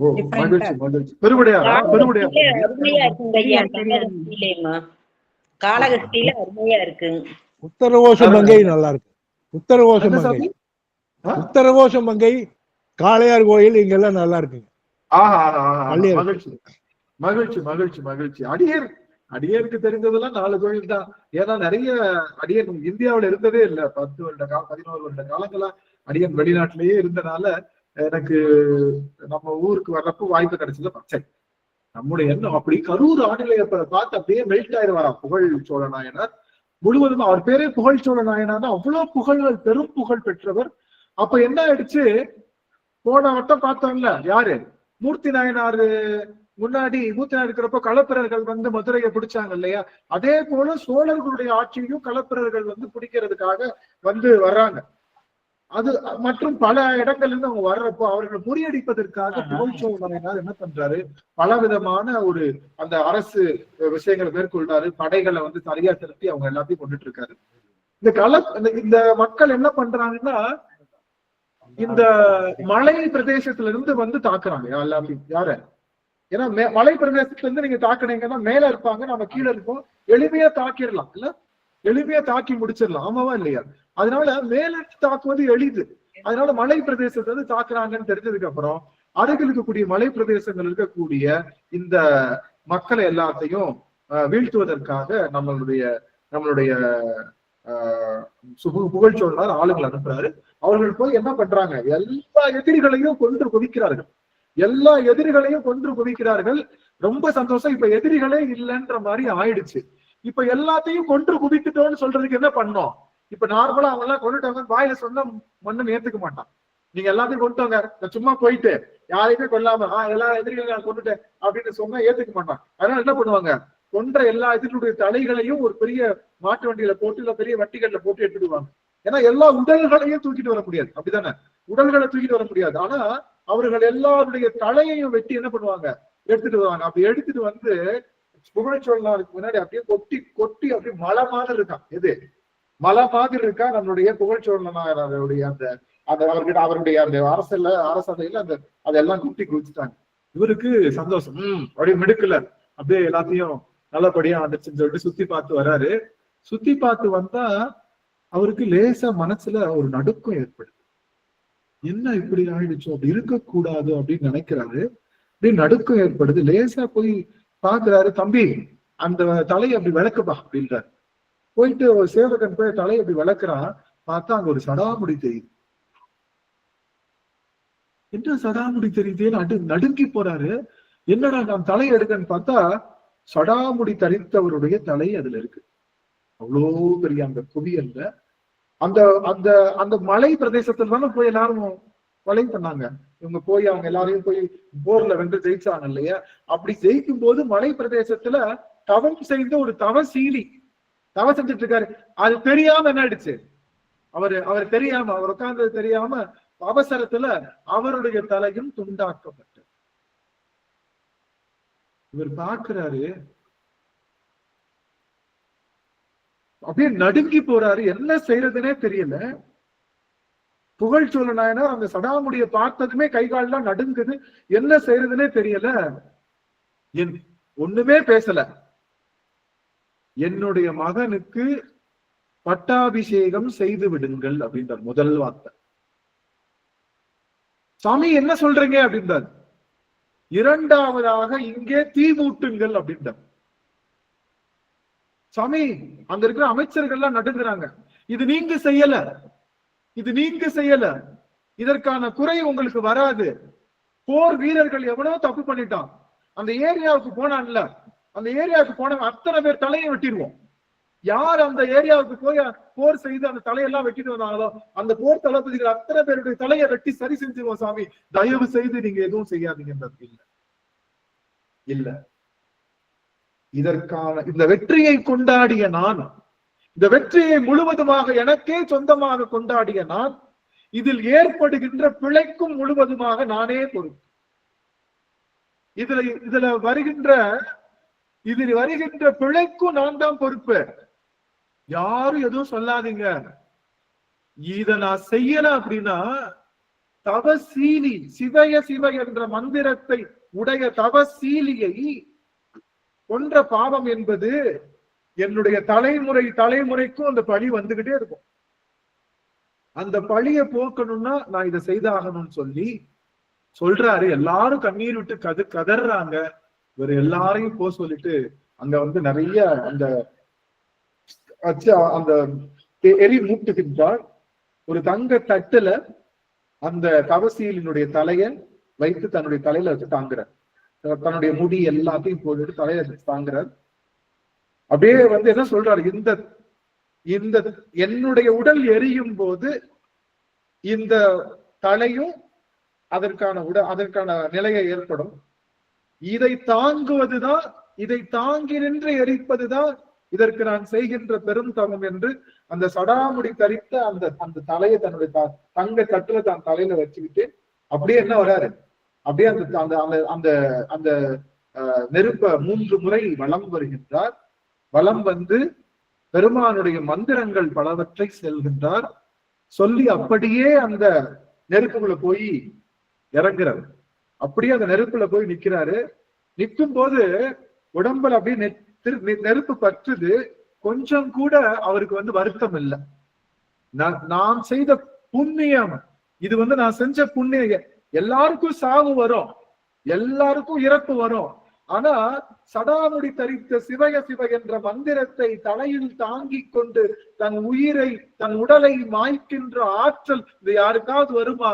நான் செய்கின்றேன் என்று சொல்லி அந்த அப்படியே எடுத்து நமச்சிவாய மந்திரத்தை சொல்லி முழுவதுமாக பெருமானுடைய சோதியில் கலந்தார் நம்முடைய புகழ்ச்சோழனாய். சடாமுடிக்கு ஒரு சின்ன செருக்கு, சடாமுடிக்கு சின்ன ஒரு அவமானம் ஏற்பட்டால், சடாமுடிக்கு ஒரு சிறிய ஒரு பிளவு ஏற்பட்டால் அது சிவய சிவ மந்திரத்துக்கு ஏற்பட்ட பிளவாக மாறி அது முழுவதுமாக வருகின்ற அத்துணை அந்த சந்ததியருக்கும் அதனுடைய பழிப்பொருள் ஆகுவதனால சடாமுடியை எப்படி போற்றி பணிந்தார் என்று புகழ்ச்சோழ நாயனாருடைய வரலாற்றை நாம் பார்க்கிறோம். நம்மள என்ன பண்ணுவோம்? என்ன பண்ணுவோம்? ஏங்க இவர் உண்மையான சாமியார் இருக்க மாட்டாருங்க. உண்மையான சாமியாருக்கு அங்க என்னங்க வேலை இருந்திருக்கும்? உண்மையான சாமியார் இருந்திருக்கும் அவருக்கு, இவருக்கு அங்க என்னங்க வேலை இருந்திருக்கும்? நல்லா கவனிங்க, நல்லா கவனிங்க, நல்லா கவனிங்க. ஆன் பண்ணுங்க, இதாவது ஆன் பண்ணுங்க.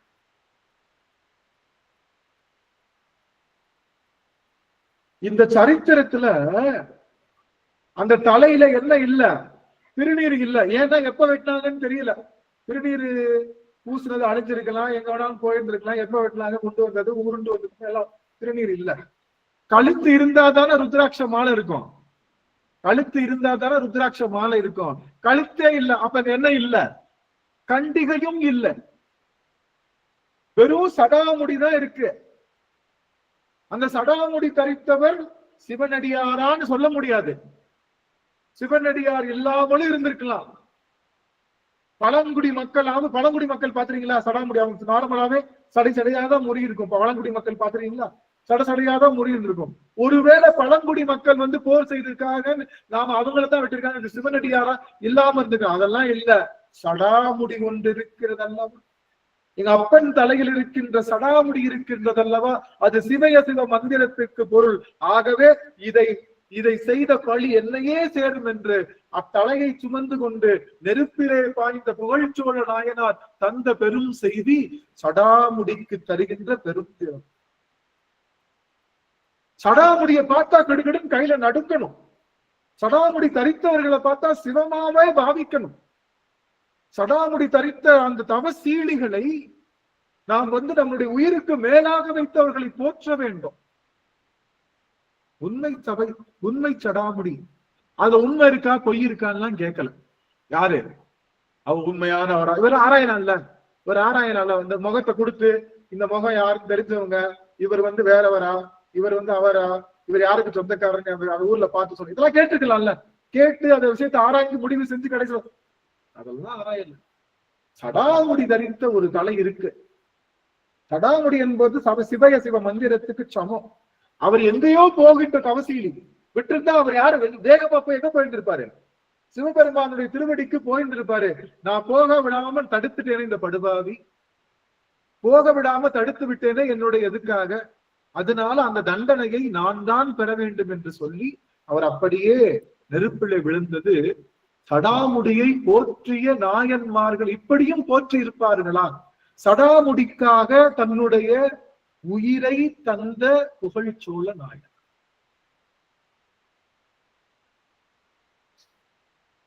புரியுதுங்களா? சடாமுடிக்காக தன் உயிரை நீத்த புகழ்ச்சோழ நாயனான். சடாமுடி எப்படி சிறப்பு வாய்ந்தது? அதை பார்க்கும் போது அப்படியே பெருமானுடைய வடிவமாக வல்லவா போற்ற வேண்டும். சடாமுடி தரித்தவர்களின் சடாமுடி, அதனாலதான் என்ன பண்ணுவாங்க, சடாமுடிய அவங்க குருநாதர்கள் அவங்க இறந்துட்டாங்கன்னா அவங்களுடைய சடாமுடியை அவங்களுடைய சீடர்கள் தரிப்பாங்க. அப்படியே வெட்டி அவர்களுடைய முடியோட தரிச்சுக்குவாங்க. அப்படியே தரிச்சுக்குவாங்க. அப்படியே அது காலங்காலமா எதுக்குள்ள வரும், குரு பரம்பரையா வந்துகிட்டே இருக்கும். சடாமுடிக்கு அவ்வளவு சிறப்பு. இன்னும் ஒரே ஒருவரை சொல்லி தர்மயாதீன் ஐயா கூட அப்படிதான் சொல்றாங்க. எனக்கு கரெக்டா விவரம் தெரியல. ஆமா அவங்க தன்னுடைய குருநாதர்களுடைய சடாமுடியை அவங்க தரித்துக்கிறாங்க. அப்போ நல்லா கவனிங்க, இன்னும் ஒரே ஒரு சடாமுடியை சொல்லி நிறைவு செய்யணும். ஏன்னா சடாமுடியை பத்தி தெரிஞ்சுக்கணும், அதனுடைய தன்மையை புரிஞ்சுக்கணும் இல்லையா?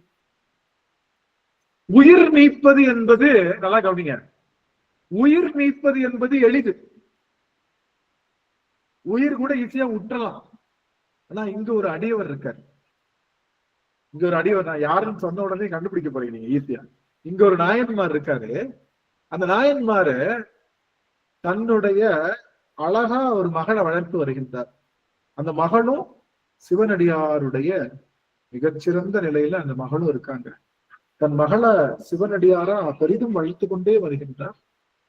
இவரும் சிவபக்தி மிகுந்தவர். சிவனடியார் எது கேட்டாலும் இல்லை என்று சொல்லாமல் அள்ளி தருகின்ற ஆற்றலுடையவர். சடாமுடி தரித்தவரை கண்டுவிட்டால் இன்னும் கொஞ்சம் ஜாஸ்தி. நெத்திய திருநீர் போட்டிருந்தா கொடுப்பாரு, அவங்களுக்கும் கொடுப்பாரு.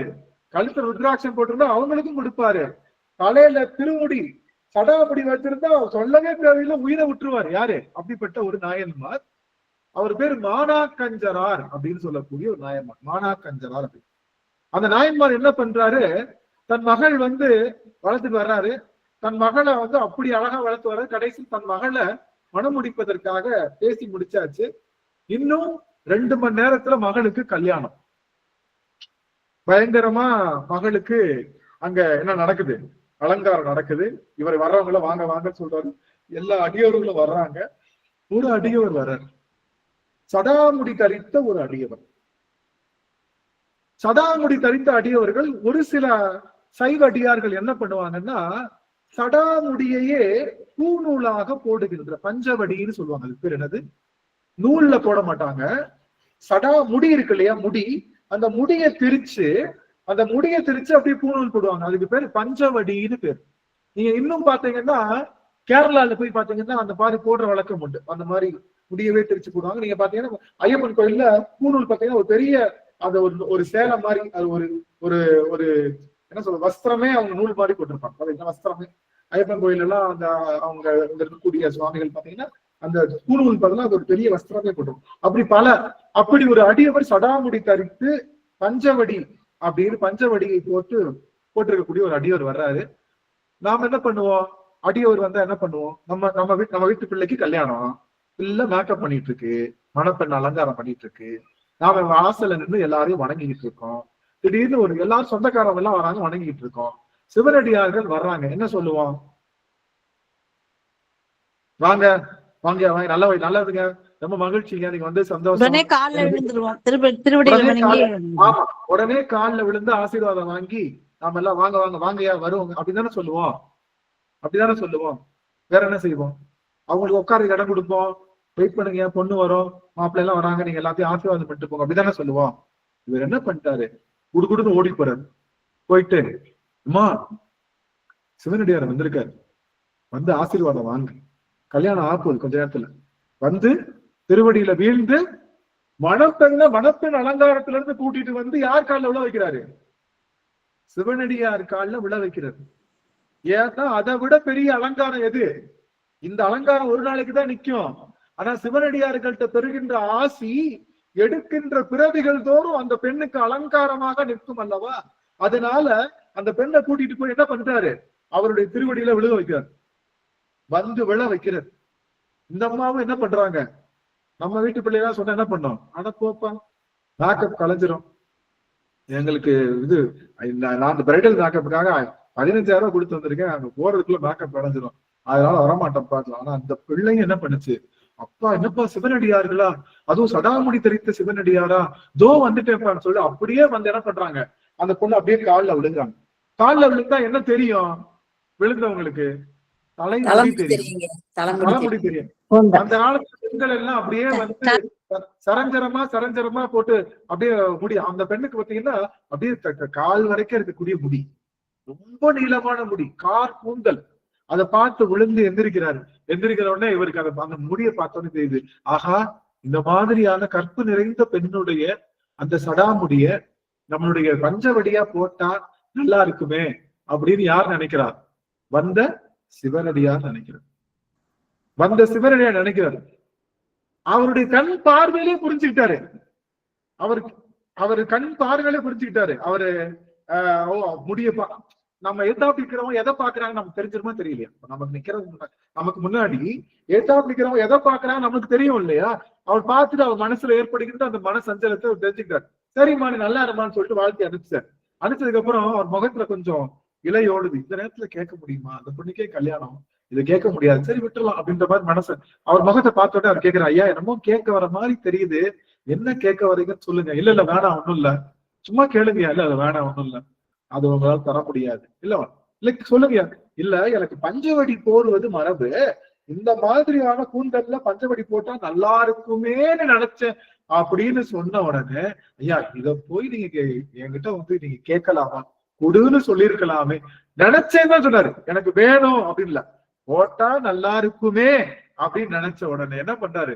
தன்னுடைய வாளை எடுத்துட்டு போய் தன் மகள் கிட்ட போய் சொல்றாரு, இந்த மாதிரி உன்னுடைய திருமுடைய வந்து ஒருத்தர் வந்து இந்த மாதிரி கேட்கிறாரு, பஞ்சவடிக்கு ஆகும்னு சொல்றாருன்னு சொன்ன உடனே அந்த பெண்ணும் என்ன பண்றாங்க?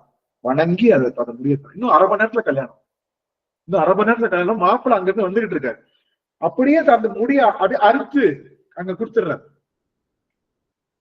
வந்தவர் யாரு? வாங்குறாரு. வந்தவர் யாரு? சிவனடியார் இல்ல. வந்தவர் சிவனடியார் இல்ல, சிவபெருமானே வந்திருக்காரு. நாமளா என்ன பண்ணுவோம்? சிவபெருமான் வந்து கேட்டாலே கொஞ்சம் யோசிப்போம், நேரம் கட்ட நேரத்துல கேட்கிறிய. சிவனடியார் நினைச்சாலே தவிர வந்தது சிவபெருமான்னு தெரியாது. பார்த்தாரு, சிவபெருமான் கொடுத்தது. அப்படி அந்த பெண்ணுக்கு தலைமுடி அங்க வந்துருச்சு. அடிக்கடி எனக்கு வந்து 63 நாயன்மார்கள் கதையை படிக்கும் போது எல்லாரும் செயற்கரிய செய்திருக்காங்க. அவங்க எல்லாம் நாயன்மார்கள். மானாக்கந்த நாயனார் போயும் முடிய வெட்டி கொடுத்திருக்காரு. இத போய் ஒரு பெரிய விஷயமா பேசுறீங்களே, இது என்ன ஒரு பெரிய விஷயம்னு கேட்டா, அது அப்ப எனக்கு தெரியல. ஏற்கனவே நான் சொல்லியிருக்கேன் எல்லார்கிட்டையும், அது அப்ப எனக்கு தெரியல. இது ஒண்ணும் பெரிய விஷயம் இல்லையே, ஒரு முடி வெட்டி கொடுக்கறதெல்லாம் வந்து ஒரு பெரிய நாயன்மாருக்குரிய விஷயமா அப்படின்னு சொல்லிட்டு நானே நினைச்சுக்குவேன். சரி இதெல்லாம் பெருசா பேசுறாங்களாக்கும் அப்படின்னு நினைச்சிட்டேன். அப்படியே எனக்கு திருமணம் நிச்சயிக்கப்பட்டது, எல்லாம் பண்ணுச்சு, எல்லாம் ஓகே. வழக்கம் போல அந்த ஃபேஷியல் மேக்கப் முதல் நாள் போய் ஒரு 2 வாரத்துக்கு ஒரு வாரத்துக்கு முன்னாடி போய் அந்த ஃபேஷியல் அதெல்லாம் நான் பண்ணல, எனக்கு அது பிடிக்காது, அதை நான் பண்ணவே மாட்டேன்ட்டேன். அப்படி அட்லீஸ்ட் வந்து முடியாத வெட்டிக்கோ நல்லா ப்ராப்பரா எடுத்துக்கோ அப்படின்னு சொல்லிட்டு வீட்டுல சொன்ன உடனே சரிட்டு ஒரு நல்ல பெரிய கடை, முடிவெட்டுறதுக்கு ஒரு 2000 ரூபாய் கொடுக்குற மாதிரி ஒரு கடை, அந்த கடைக்கு போய் வெட்டுறதுக்கு உட்காந்துச்சு. அந்த பையன் சொன்னேன், பார்த்தம்பி முடி வெட்டின மாதிரி இருக்கக்கூடாது, வெட்டாத மாதிரி இருக்கக்கூடாது. எங்க வீட்டுக்காக முடி வெட்டனே தவிர எனக்கு முடி வெட்டுறது பிடிக்காது. நீ கொஞ்சம் பார்த்து அப்படியே நெகத்தை வெட்டுற மாதிரி வெட்டணும், கொஞ்சம் கூட இது பண்ணி வெட்டிடாத அப்படின்னு சொன்னேன். சரி அப்படின்னு சொல்லிட்டேன். நானும் பார்த்தா அவன் வந்து ஒரு இது நார்த் இந்தியன் தெரியும்ல, நார்த் இந்தியன்ஸ் தான் முடிவெட்ட கையில இருப்பான். நான் பேசின இங்கிலீஷ் அவனுக்கு எப்படி புரிஞ்சிச்சோ, நான் பேசின தமிழ் எப்படி புரிஞ்சிச்சோ, நான் கொஞ்சமா வெட்டு அப்படின்னு சொன்னது அவனுக்கு கொஞ்சமா தான் வெட்ட இருக்கணும் போல, எல்லாத்தையும் வெட்டிருக்கணும் போல தடத்தோட திறந்து போட்டு வெட்டிட்டான். வெட்டி முடிச்சுட்டு இப்படி கண்ணாடியை பாருங்கன்னா கண்ணாடி தெரியுது, என் முகம் தெரியுது. அதாவது என் வாழ்க்கையில நார்மலா கூட நான் அப்படி முடி வெட்ட மாட்டேன், நார்மலா கூட. அப்படியே பாத்தீங்கன்னா எனக்கு கண்ணுல இருந்து புதம் தண்ணி. அட படுபாவி, எந்த இடத்துல அழகா இருக்கணும்னு நினைக்கிறோமோ அந்த இடத்துல இப்படி முடிய வெட்டி வச்சு இப்படி என் வாழ்க்கையில நான் இனிமே என்னடா பண்ண முடியும்? இப்ப போட்டவெல்லாம் என் வாழ்க்கை திரும்பி பார்த்தா எப்படிடா இருக்கும்? ஏன்டா அப்படி பண்ணு விட்டா அவனை அடிச்சு தள்ளி இருக்கின்ற மாதிரி போயிடுச்சு. நான் சரி போய் தொலைடான்னு போயிட்டு நான் சாடி இடத்துல ஒரு சின்ன ஒரு காரிடார் இருக்காங்க, போயிட்டு கத்தி வெட்டு மூஞ்சில வச்சு குலுங்கி அழுகுறேன். ஐயோ இப்படி பண்ணிட்டானே படுகாவி, முடி எப்படி வெட்டிட்டானே, நான் என்ன பண்ணுவேன் எது பண்ணுவேன், யாரு முகத்துல முழிப்பேன், ஐயோ என்ன பண்றது, முதல்ல என்னுடைய வருங்கால மனைவி முகத்துல முழிக்க முடியுமா அப்படின்னு சொல்லி கண்ணீர் விட்டு கதறி அழும்போது சட்டார்னு மானாக்கஞ்சனார் அப்படின்ற செய்தி அந்த அந்த அந்த என்னைக்கோ படிச்ச ஞாபகம். ஒரு ஆண்மகனுக்கு வெட்டிய முடியிலேயே இவ்வளவு ஒரு விஷயம் இருக்குன்னா, அந்த காலத்துல பெண்களுடைய கூந்தல் என்பது மானத்திற்கு சமம், ஒரு பெண்ணுடைய மானத்திற்கு சமம், ஒரு பெண்ணுடைய கற்புக்கு சமம் கூந்தல். ஒரு பெண்ணை அவமானப்படுத்தணும் அப்படின்னா அவளுடைய கூந்தலை அறிவதுதான் அவளுக்கு செய்கின்ற மிகப்பெரிய அவமானங்கள்ல ஒன்று. அவமானம் என்பது மானத்தை, அதாவது மானம் என்பது உயிரை விட பெரியது, மானம் என்பது உயிரை விட பெரியது. அதுவும் பெண், அதுவும் எப்பேற்பட்ட பெண், நார்மலா இருக்கிற பெண் கிடையாது, மணவரை கோலத்திலே நிற்கின்ற பெண்ணு. அப்ப அந்த பெண்ணுக்கான நிலை எப்படி இருக்கும்ன்றத எங்க ஆம்பளை பையன் முடியல, மண்டையில முடியலாம இருந்தாலும் ஒன்னும் பிரச்சனை இல்லைங்க. அதுக்கே அந்த கூப்பாடு போட்டு அழுது தைய தக்கான்னு குதிச்சு இப்படி இல்ல அப்படி இல்லை நினைக்கும் போது, அழகு நிறைந்த அந்த பெண்ணோட கூந்தலை அறுத்த போது அது எப்படி இருந்திருக்கும் என்பதை உணர்வதற்கு ஒரு தருணம் கொடுத்தாரோ என்னவோ தெரியல. மானாக்கஞ்சரால் செய்தது உயிரை தருவதை காட்டிலும் சிறந்த ஒரு விஷயம். எனக்கு தெரிஞ்சு இப்ப எல்லாரும் செஞ்ச உயிர் நீத்தல் விஷயத்தை விட மானாக்கஞ்சரால் செய்த அந்த தலைமுடி தருகின்ற, பஞ்சவடிக்கு தருகின்ற அந்த முடி தருகின்ற இடம் மானத்தை விட, பெண் மானத்தை விட, பெண் உயிரை விட சிறந்த ஒரு பொருளை தந்திருக்காருன்றத அன்றைய தினம் உணர்த்திய தருணம் எனக்கு. அப்போ சடாமுடி தரித்தவர் சொல்லிட்டா மானம், மனிதர்கள் தமிழர்களுக்கு எதுதான் பெருசு? உயிரை விட எது பெருசு? மானம்தான் பெருசு, மானம்தான் பெருசு. நான் சொல்றது அந்த கால தமிழர்களுக்கு, இந்த கால தமிழர்களுக்கு சொல்லக்கூடாது. இந்த கால தமிழர்களுக்கு மானம்னா என்னன்னே தெரியாது. மானமா அப்படி என்னங்க? அசிங்கம் கேவலம் சொல்லுவோம்ல, பழி பாவம்னு சொல்லுவோம்ல, அதெல்லாமே சொல்லி தரல யாருமே. பழிக்கு அஞ்சிய படலம்னு இருக்கு, பாண்டிய மன்னன் பழிக்கு அஞ்சுதான். அப்பேற்பட்ட அந்த விஷயங்களை பழிக்கு அஞ்சணும். ஒரு முறை பழி செய்து விட்டால் என்ன ஆயிடும்? நாம ஒரு முறை பழி செய்து விட்டோம் என்ன ஆயிடும்? என்னைக்குமே அழியாது, பழி மட்டும் அழியாது, தலைமுறையா அது பாதிக்கும். வரும் பழி. பழி அப்படின்னா என்ன அர்த்தம்? பழின்னு என்ன அர்த்தம்? தவறு செய்துட்டோம். பாவம்னா என்ன? பழி பாவம் ரெண்டு இருக்கு இல்லையா? பழினா என்ன, பாவம்னா என்ன? ஒரு தவறை தீர்க்க முடிந்தால் அது பேரு பாவம், ஒரு தவறை தீர்க்க முடியலன்னா அது பேர் பழி. புரியுதுங்களா? கோவலனுடைய தலையை வெட்டிட்டான் யாரு? பாண்டிய மன்னன். கோவலன் இங்க கவனிக்கல, கோவலனுடைய தலையை வெட்டிட்டான் பாண்டிய மன்னன். என்ன ஆயிடும்? திரும்ப தலையை வெட்டி வைக்க முடியுமா? என்ன பண்ணாலும் தலையை திருப்பி வைக்க முடியுமா? அதனால அது பேர் பலி. நீங்க நடந்து போறப்போ உங்க பாத்திரம், தலையை வச்சிருக்க மண் பாத்திரம் தெரியாம தட்டி விட்டேன் நான். அதுல பூரா நெய் இருந்துச்சு, கீழே விழுந்து உடஞ்சிருச்சு அந்த பாத்திரம். அது என்னது? பாவம். நீங்க சாப்பிட வச்சிருந்த சாப்பாடை தட்டி விட்டுட்டேன், பாவம். ஆனா உடனே நான் என்ன பண்ணிடலாம்? வேற கடையில பானையும் வாங்கலாங்க. அதை சரி பண்ணிடலாம், பாவத்தை உடனே சரி பண்ணிடலாம். உங்களுக்கு சாப்பிட்டு சாப்பாடை தட்டி விட்டேன், மண்ணுல விழுந்துருச்சு, உடனே ஓடி போய் நான் என்ன பண்ணலாம்? உங்களுக்கு சாப்பாடு கொடுத்தது சரி பண்ணிடலாம். அந்த பாவத்துக்கு பிராயச்சித்தம் உண்டு. பழிக்கு என்ன கிடையாது? பிராயச்சித்தம் கிடையாது, பழி. அது தொடர்ந்துகிட்டே போகும், தடுக்க முடியாது. அப்ப அந்த பழிக்கு அஞ்சினார்கள் நம்முடைய அடியவர்கள். இந்த ஒரு செய்தி சொல்லி நிறைவு செய்யறேன். ஒரு குடும்பத்துல ஒரு குடும்பம் இருக்கு. நம்ம குடும்பத்துல நமக்கு எல்லாத்துக்கும் தெரியும் நாயன்மார்கள்ல யாரு நாயன்மார்? எந்த நாயன்மாரு? ஞான சம்பந்தர், அதுக்கப்புறம் நாவுக்கரசர், அதுக்கப்புறம் சுந்தரர், மாணிக்கவாசகர், மாணிக்கவாசகர், இப்படி நிறைய பேர் இருக்காங்கல்ல. அவங்க எல்லாம் ஒரு குலத்துல பிறந்திருக்காங்கல்ல. வேளாளர் குலம், கவுனியர் குலம், அதுக்கப்புறம் அந்தனர் குலம், அதுக்கப்புறம் சாமி ஒரு குலமா சொல்றாங்க இல்லையா? அப்படி எல்லா குலத்திலையும் பிறந்திருக்காங்கல்ல. அந்த குலத்துல பிறக்கிறாங்க.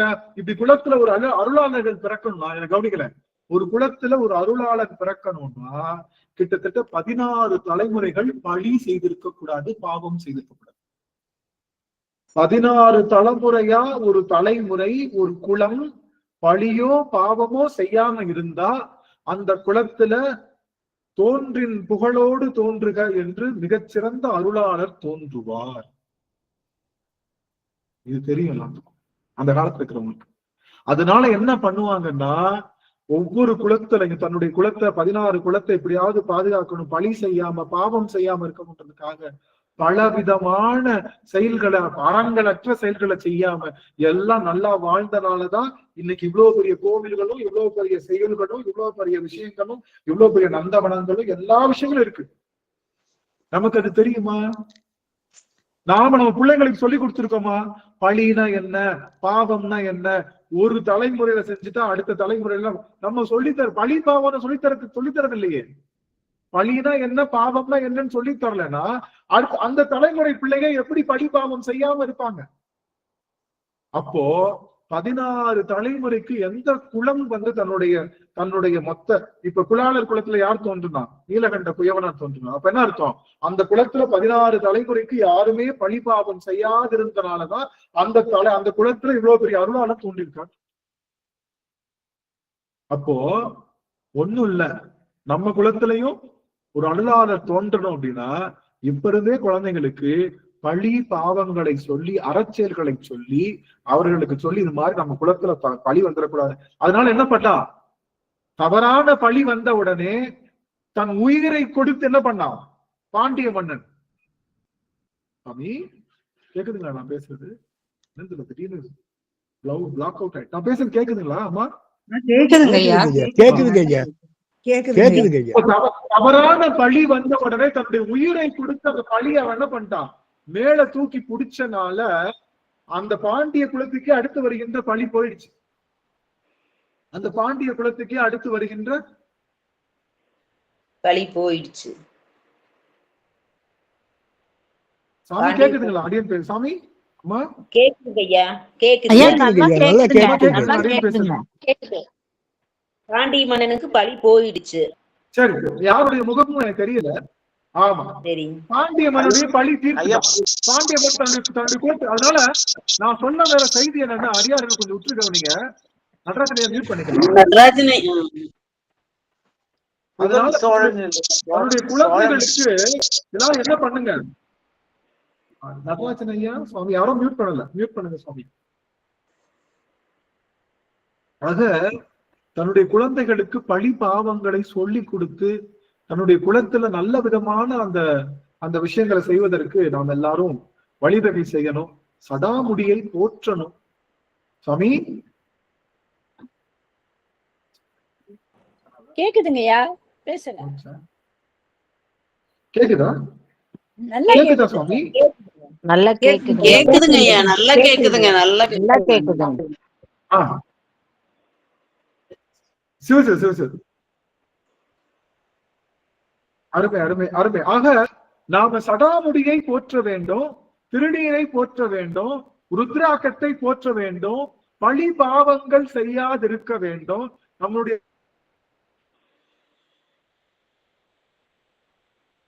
அந்த நிலையில நாம் இருக்கணும்ன்றதுக்காகத்தான் நமக்கு இந்த விஷயங்கள்லாம் சொல்லியிருக்காங்கன்னு சொல்லி அடுத்து வருகின்ற வாரத்துல 4வது 5வது அப்படிங்கிற அந்த செய்தியை நாம் எல்லாரும் தெரிந்து கொண்டு அதையும் பின்பற்றுவதாக நம்மளால சடாமுடி தரிக்க முடியாட்டினாலும் கூட சடாமுடி தரித்தவர்களை போட்டலாம். நம்ம செய்யலாம செய்யக்கூடாதான்? சடாமுடி நம்மளால சடாமுடி வைக்க முடியல, ஆனா சடாமுடி தரித்தவர்களை போற்றலாம். அப்படி சடாமுடி தரித்தவர்களை சிவய சிவ என்ற மந்திர சொல்லாகவே போற்றி, இன்னொரு முக்கியமான செய்தி, குழந்தைங்களை கூப்பிட்டு அறம், இது பழி, இது பாவம், இது செய்யக்கூடாது அப்படின்னு அறத்தை சொல்லி கொடுத்து, இந்த தலைமுறை நான் சொல்றேனே, என்ன ஒரு நிமிஷம் பாருங்க, எல்லாரும் ஒரு நிமிஷம் பாருங்க, எல்லாரும் ஒரு நிமிஷம் பாருங்களேன், ஒரே ஒரு நிமிஷம் மட்டும் ஆன் பண்ணுங்க. என்னை பொறுத்த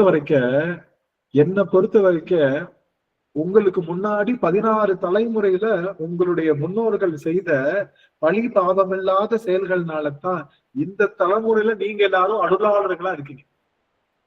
ஐயோ நாங்க அருளாளர் இல்லைங்க அப்படின்னு நினைக்க வேணாம். நீங்க எல்லாம் அருளாளரா இருக்கிறனாலதான் சிவத்தை சைவத்தை அடியார்களை ஒரு நேர் வெளியில போற்றுகின்ற ஆற்றல் உங்களுக்கு கொடுத்துருக்கு.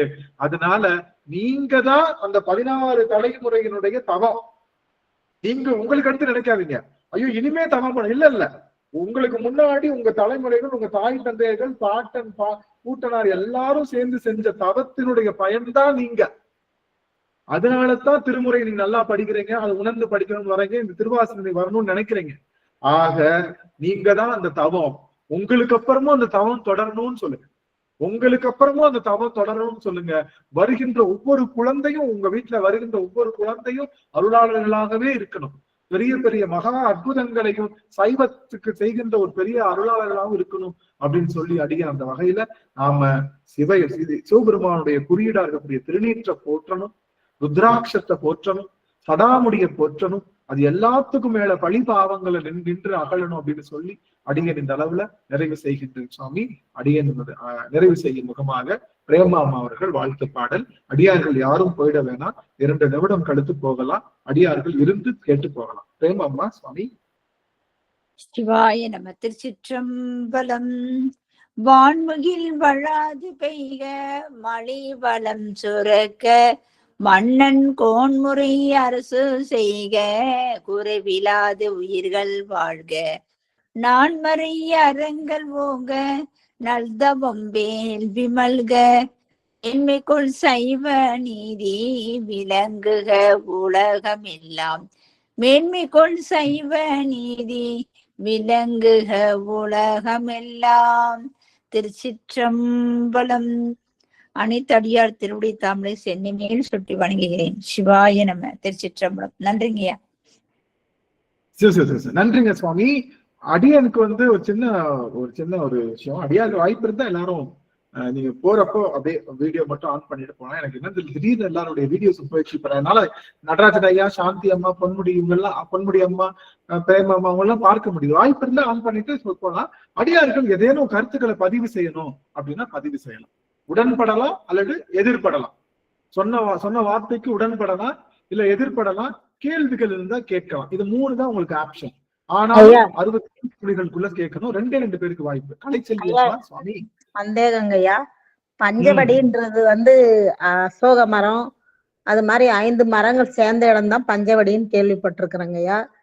இந்த நீங்க பூணூல் பஞ்சவடின்ற இன்னைக்குதாங்க ஐயா கேட்டிருக்கேன். அது எனக்கு சந்தேகம். திருமுறையில இருக்கு. நம்மளுடைய மானாக்கஞ்ச நாயனாருடைய புராணத்தை படிங்க.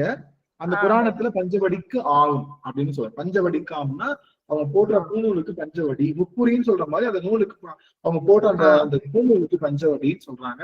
அந்த பூநூலாக அவங்க கேட்டிருக்காங்க அப்படிங்கிறத திருமுறையில இருக்கு. அதை எடுத்து படிங்க. தவறு படிச்சேங்கய்யா, ஆனா நான் அவ்வளவு ஊன்றி படிக்கலையாட்டிருக்குதுங்கய்யா, மறந்துட்டேன், மறுபடியும் படிக்கிறேங்கய்யா.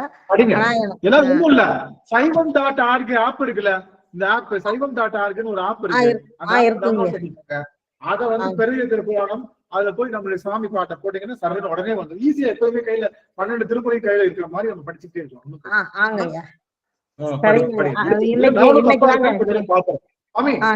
அடியனுடைய வார்த்தைகள்ல தப்பு இருக்கலாம், அடியனுடைய வார்த்தைகள்ல தப்பு இருக்கலாம், ஆனா சொல்ற பொருள்ல சொற்பிள்ளை இருக்கும் அடியனுடைய இடத்துல, ஆனா பொருள் பிள்ளை இருக்க வாய்ப்பு இல்ல. இல்லைங்க, எனக்கு சந்தேகம், அதனால கேட்டேங்கய்யா. நன்றி நன்றி நன்றிங்கம்மா. இன்னும் ஒரு ஐயா, நீங்க ஈசன்னா வந்து சிவபெருமானுக்கு மட்டும்தான் இருக்கும்னு நாங்க நினைச்சிட்டு இருந்தோம். ஆனா நீங்க இன்னைக்கு வந்து ஈசன்னா எல்லா கடவுளுக்கும் வருங்கிறீங்க ஐயா. ஈசன் காமன் நேம், ஈசன்ங்கிறது காமன் நேம், காமனா சொல்லக்கூடிய நேம். நாராயணனும் காமன் நேம் தான், நாராயணனும் காமன் நேம் தான். ஆனா இது ரெண்டையும் பிரிச்சுக்கிட்டாங்க. சைவர்கள் என்ன சொல்லிட்டாங்க, நாங்க நாராயணன் யூஸ் பண்ண மாட்டோம், அவங்க என்ன சொல்லிட்டாங்க, நாங்க ஈசன் யூஸ் பண்ண மாட்டோம் அப்படின்னு பிரிச்சு. ஆனா ஈசன்னாலும் தலைவன் தான், நாராயணனாலும் தலைவன் தான், எதுக்கு வேணாலும் தலைவனா இருக்கலாம். அதனாலதான் அவனுக்கு வந்து சுவாமிக்கு என்ன பேரு, நிறைய பேர்கள். அதனால ஈசன் அப்படிங்கிறது பொது பெயர், அது சிவபெருமானுக்கு உரிய பெயர் அல்ல, தனித்துவமான பெயர் அல்ல, அது பொது பெயர். ஈசன், நாராயணன், அப்படி தலைவன், இறைவன், புரியுதுங்களா, கடவுள், இதெல்லாம் பொது பெயர். இது யாருக்கு வேணாலும் நீங்க பொருத்தி சொல்லலாம். ஆனா சுடலை பொடி பூசுபவன் என்று நம்ம அப்பனை தவிர வேற யாரையும் சொல்ல முடியாது. ஒரு பாகம் பெண்ணுடையவன் என்று அப்பனை தவிர வேற யாரும் சொல்ல முடியாது. நெற்றிக்கண்ணுடையவன் என்று அப்பனை தவிர வேற யாரும் இந்த மாதிரி சொல்லணும் அப்படிங்கிறது தான் அது சொல்லுங்க. ரொம்ப அருமையான விஷயம். ஈசன் அடி போற்றினா தலைவன் அடி போற்றின்னு சொல்ல, தலைவன் அடி போற்றி தான். ஈசன் அடி போற்றினது தலைவன் அடி போற்றி தான். ஈசன்னு சொன்னா நமக்கு என்னது, நமக்கு உடனே வந்து நம்மளுடைய சிவபெருமான் தான் ஞாபகம் வரணும். நமக்கு தலைவன் யாரு, சிவபெருமான் தானே. அதனால ஈசன் தான் பொது பெயர் தான், அது ஒரு சிவபெருமானை மட்டும் குறிக்கிற பெயர் கிடையாது. புரிஞ்சுங்களா, சிவபெருமானை மட்டும் சிவம் என்பதே பொது பெயர் தான். ஆனா நாம அதை கிளைம் பண்ணிக்கிட்டோம். ஆனா அதை சொல்லுகின்ற அந்த குறிகளோடு சொல்லுகின்ற பெயர்கள் தான் சிறந்த சிவபெருமானுக்கே உரிய பெயர்கள். அதனால சிவபெருமானுக்கே உரிய பெயர்கள் தோடுடைய செவியன், தூவெண்மதி சூடி, இதெல்லாம் அவனுடைய பொது பெயர், அவனுடைய சிறப்பு பெயர்கள் அப்படிங்கிறது அடியார்கள் புரிஞ்சுக்கோங்க. ரொம்ப அருமையான கேள்வி, மகிழ்ச்சி. அப்ப நம்ம ஏதாவது சொல்லும்போது ஈசனே அப்படின்னு சொல்றோம், அப்ப என்ன சொல்றது, சிவசிவா அப்படி அதையே ஃபாலோ பண்ணிக்கலாங்களா? சிவம்னு சொல்லுங்க, சிவபெருமான்னு சிவம் சொல்லுங்க. ஈசன் சொல்றது நம்ம சிவத்தை தான் குறிக்குது, ஆனா அது பொது பெயராக இருக்குன்னு சொல்றேன், வேற ஒண்ணும் இல்ல. நின்மலன்றது என்னது, பொது பெயர். நின்மலன் பொது பெயர். மலன்கள் நீங்க எல்லா கடவுளையும் அப்படிதான் சொல்றாங்க. இப்ப திருமாலையும் மலமற்றவன் சொல்றாங்க. ஆனா அவரு திருமால்ன்ற பேர்ல என்ன இருக்கு, மால்ல என்ன அர்த்தம், மயக்கம் இருக்கு, அதுலயே அவருக்கு மயக்கம் இருக்கு, அதுலயே அவருக்குரிய மாயக்கண்ணு பேரு, மாய இருக்காங்க. அதனால நான் என்ன சொல்ல வரேன்னா, ஈசன் சொல்வது தவறல்ல, ஈசனுக்கான பொருள். அதனாலதான் நீங்க பாத்தீங்கன்னா இது நிறைய நூல்கள்ல, எல்லா நூல்கள்லயும் தமிழ் பெயர்ப்பு செய்யும் போது சர்வேசன் அப்படின்னு சொல்லி விவிலியத்துல அவருக்கும் பேர் உண்டு. யாரு, இயேசுநாதரையும் அப்படி சொல்றாங்க. அந்த மாதிரிலாம் இருக்கு. அப்ப ஈசன் அப்படிங்கிற வார்த்தை வந்து ஜென்ரலான ஒரு பேர் தான். நமக்கு சிவன் ஈசன் தான், பெருமான் தான் ஞாபகம் வராது. சொல்றனால தவறு இல்லை. ஈசன் அடி போற்றி, எந்த அடி போற்றி. எந்த அடின்னு அர்த்தம், எந்தைன்னு அர்த்தம், எந்தைன்னா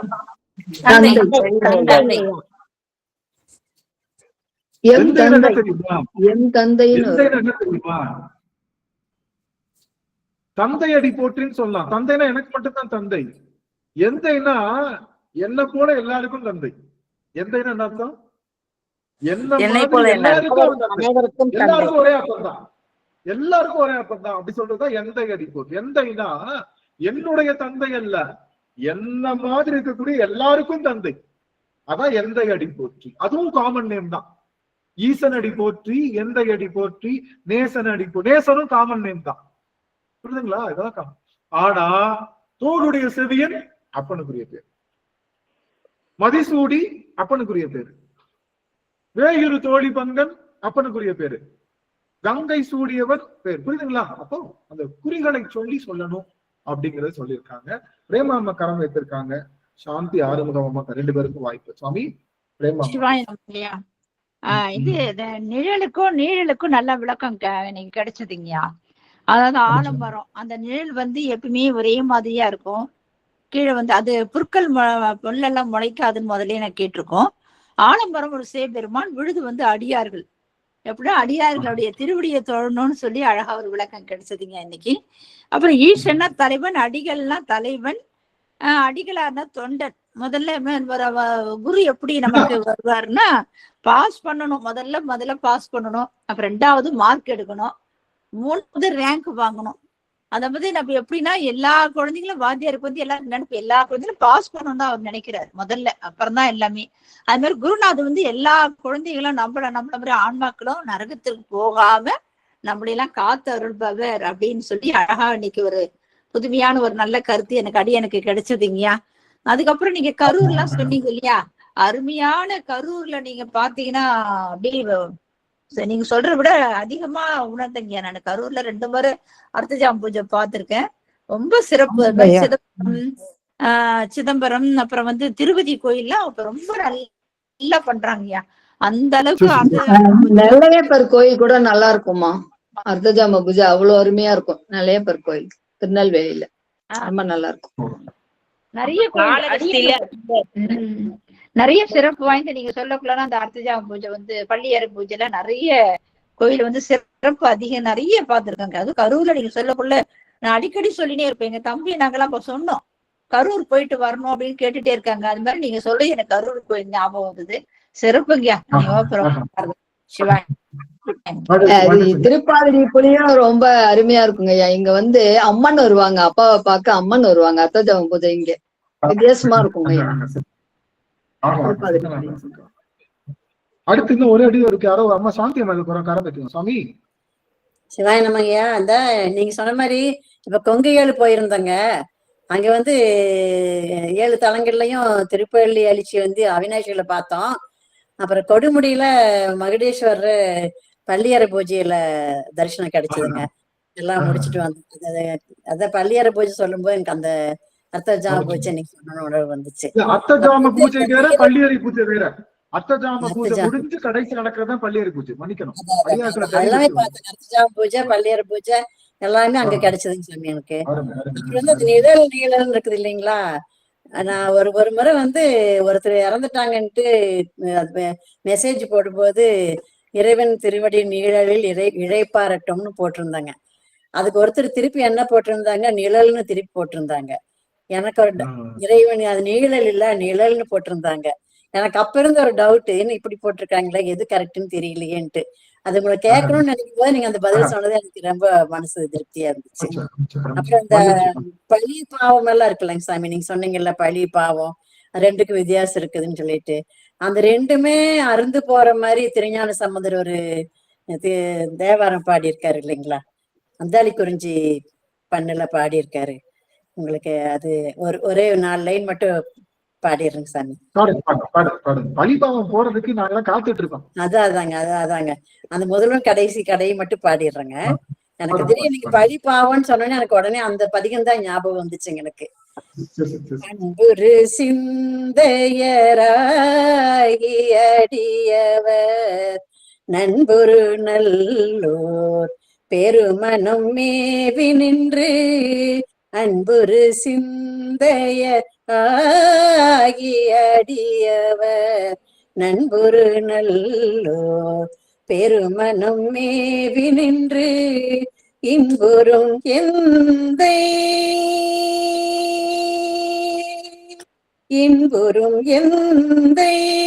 இணையடியேத்துவார் துன்பொருவாரல்ல தொண்டு செய்வாரே. இன்புறும் எந்தை இணையடியேத்துவார்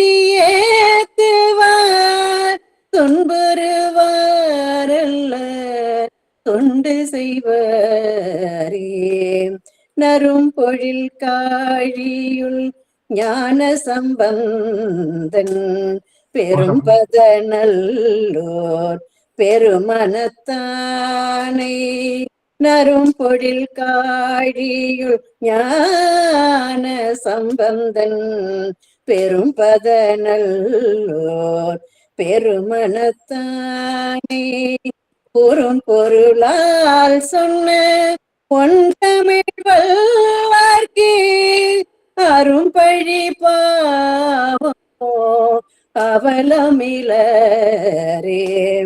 கூறும் பொருளால் சொன்ன பொன் தமிழ் வல்லார்க்கு அரும்பழி பாவம் அவலமிலரே.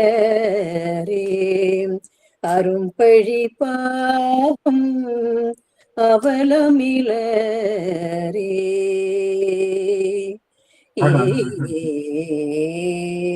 திருச்சிற்றம்பலம். நன்றிங்க. அருமை அருமை அருமை. ஆகவே அடியேன் சொல்வது அறத்தை உங்க குழந்தைக்கு சொல்லிக் கொடுங்க. நாம என்ன பண்ண போறோம் அப்படின்னா அரும் அரும் அரும் பழிபாவம்னு சொல்றாங்க அந்த பதிகத்துல. அரும் அரும் பழிபாவம் அருந்துருன்றாங்க. அரும்பழிபாவம்னா ரொம்ப கொடுமையான, அரும்னா சிறந்த அர்த்தம். சிறந்த பழிகள் கூட போடுமா, அதாவது பிக்கஸ்ட் அக்யூசியேஷன் கூட. அரும்னா இந்த ரூ தானே போட்டிருக்காங்க. எந்த ரூ போட்டிருக்காங்க சாமி? அரும், அந்த அரும்பா வல்லினம் வல்லினம் போட்டிருக்கு. இல்ல எந்த முருகனுக்கு வர ரூவா? மியூட்ல இருக்கீங்கமா நீங்க? வல்லினம் ஐயா, வல்லினம் ஐயா தெரியல எனக்கு, அதனாலதான் கேக்குறேன். மியூட்ல இருக்கீங்கமா, கரெக்ட் பண்ணி சொல்லுங்க. மியூட்ல இருக்கீங்க ஐயா. அரும் வல்லினம் இருக்கு, கசட தபர வல்லினம் இருக்கு. அக்கா மியூட்ல இருக்கிறீங்க. சரி சரி, மியூட்ல இருக்காங்க, மியூட்ல இருக்காங்க. சரி, கிணறு கிணறுன்னு சொல்லுங்க அந்த ரூ சாமி. அந்த ரூவா? அப்ப அரும்பா, அப்ப அரும் அருந்துருன்றாங்க. அந்த பழிபாவம் எல்லாமே அருந்துருன்றாங்க சாமி. கட்டாயிரும் கட்டாயிரும் அருந்துரும். ஆமா ஆமா. நாம நம்ம குழந்தைகளுக்கு சொல்ல வேண்டியது இந்த பழிபாவங்கள். அதனால என்ன பண்ண போறோம்னா, மார்கழி மாதம் நாம திருவெம்பாவை விழா தொடங்க போறோம். அதனால குழந்தைங்க எல்லாருக்கும் திருவெம்பாவை கொண்டு சேர்க்க போறோம். இந்த முறை கொஞ்சம் வித்தியாசமா 3 கேடர்ல திருவெம்பாவை வைக்க போறோம். 1, திருவெம்பாவை இயற்றமிழ். திருவெம்பாவை பத்தி பேசலாம், ஒரு 5 நிமிடம் எல்லாரும் பேசலாம். பேசுறவங்களுக்கு பரிசு. அடுத்து திருவெம்பாவை இசைத்தமிழ். திருவெம்பாவை இசையோடு பாடுபவர்களுக்கு திருவெம்பாவை இசைத்தமிழ் அப்படிங்கிற பேரும், திருவெம்பாவை பாடலுக்கு நடனம் செய்பவர்களுக்கு திருவெம்பாவை நடனத்தமிழ் அப்படின்னு 3 கேட்டகரியில குழந்தைங்களுக்கு கேட்டகரைஸ் பண்ண போறோம். அதனால அந்த குழந்தைங்க எல்லாருக்கும் நாம சொல்ல போறோம்.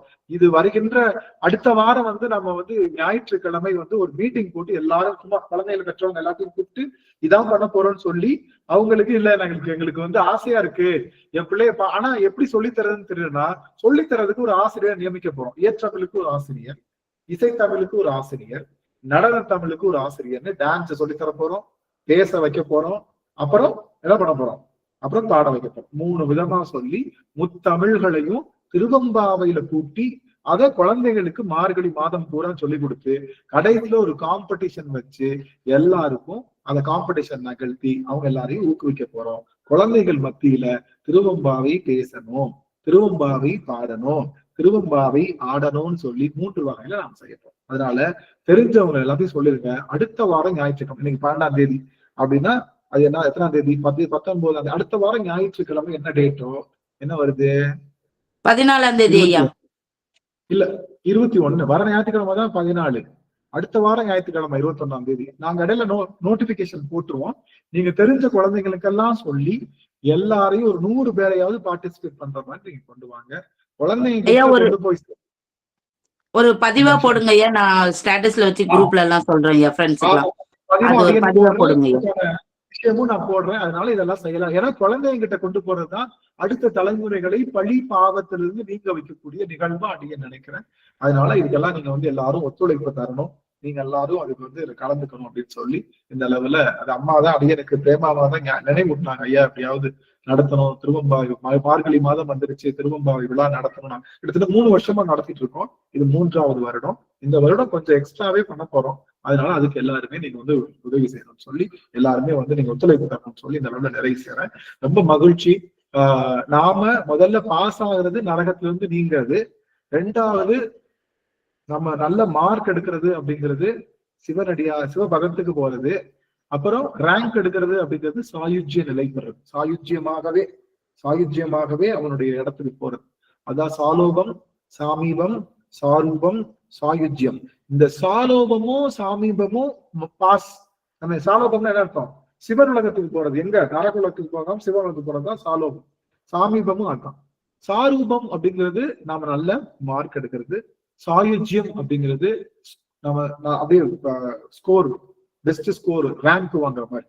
அதனால முதல்ல நாம எல்லாரும் நரகத்துக்கு போகாம இருக்கிறதுக்கான வழியை செஞ்சாலே பாதி விஷயம். அதனால பழி பாவங்களை செய்யாம பெருமானுக்கு நல்ல விஷயங்களை செய்யணும்னு சொல்லி உங்க எல்லாரையும் அடைய கேட்டுட்டு இந்த அளவுல நிறைய செய்கின்றேன். சுவாமி சிவாய நம. திருச்சிற்றம்பலம். வாழ்க அருமுகம் வாழ்க கற்பை கூறுசை தனிவேல் வாழ்க குக்குடம் வாழ்க செவ்வேல் ஏறிய மங்கை வாழ்க யானை தன்னலங்கு வாழ்க மாறிலா வள்ளி வாழ்க வாழ்க சீரடியார் எல்லாம் மாறிலா வள்ளி வாழ்க வாழ்க சீரடியார் எல்லாம். வெற்றிவேல் முருகனுக்கு அரோகரா, கணவேல் முருகனுக்கு அரோகரா, சக்திவேல் முருகனுக்கு அரோகரா. திருச்சிற்றம்பலம். அடியார்கள் உத்தரவு வாங்கிக்கலாம். என்கிட்ட பேசணும்னு நினைக்கிறவங்க இருந்து பேசிட்டு போலாம். நமச்சிவாய். நன்றிங்க சுவாமி. அடியார்களுக்கு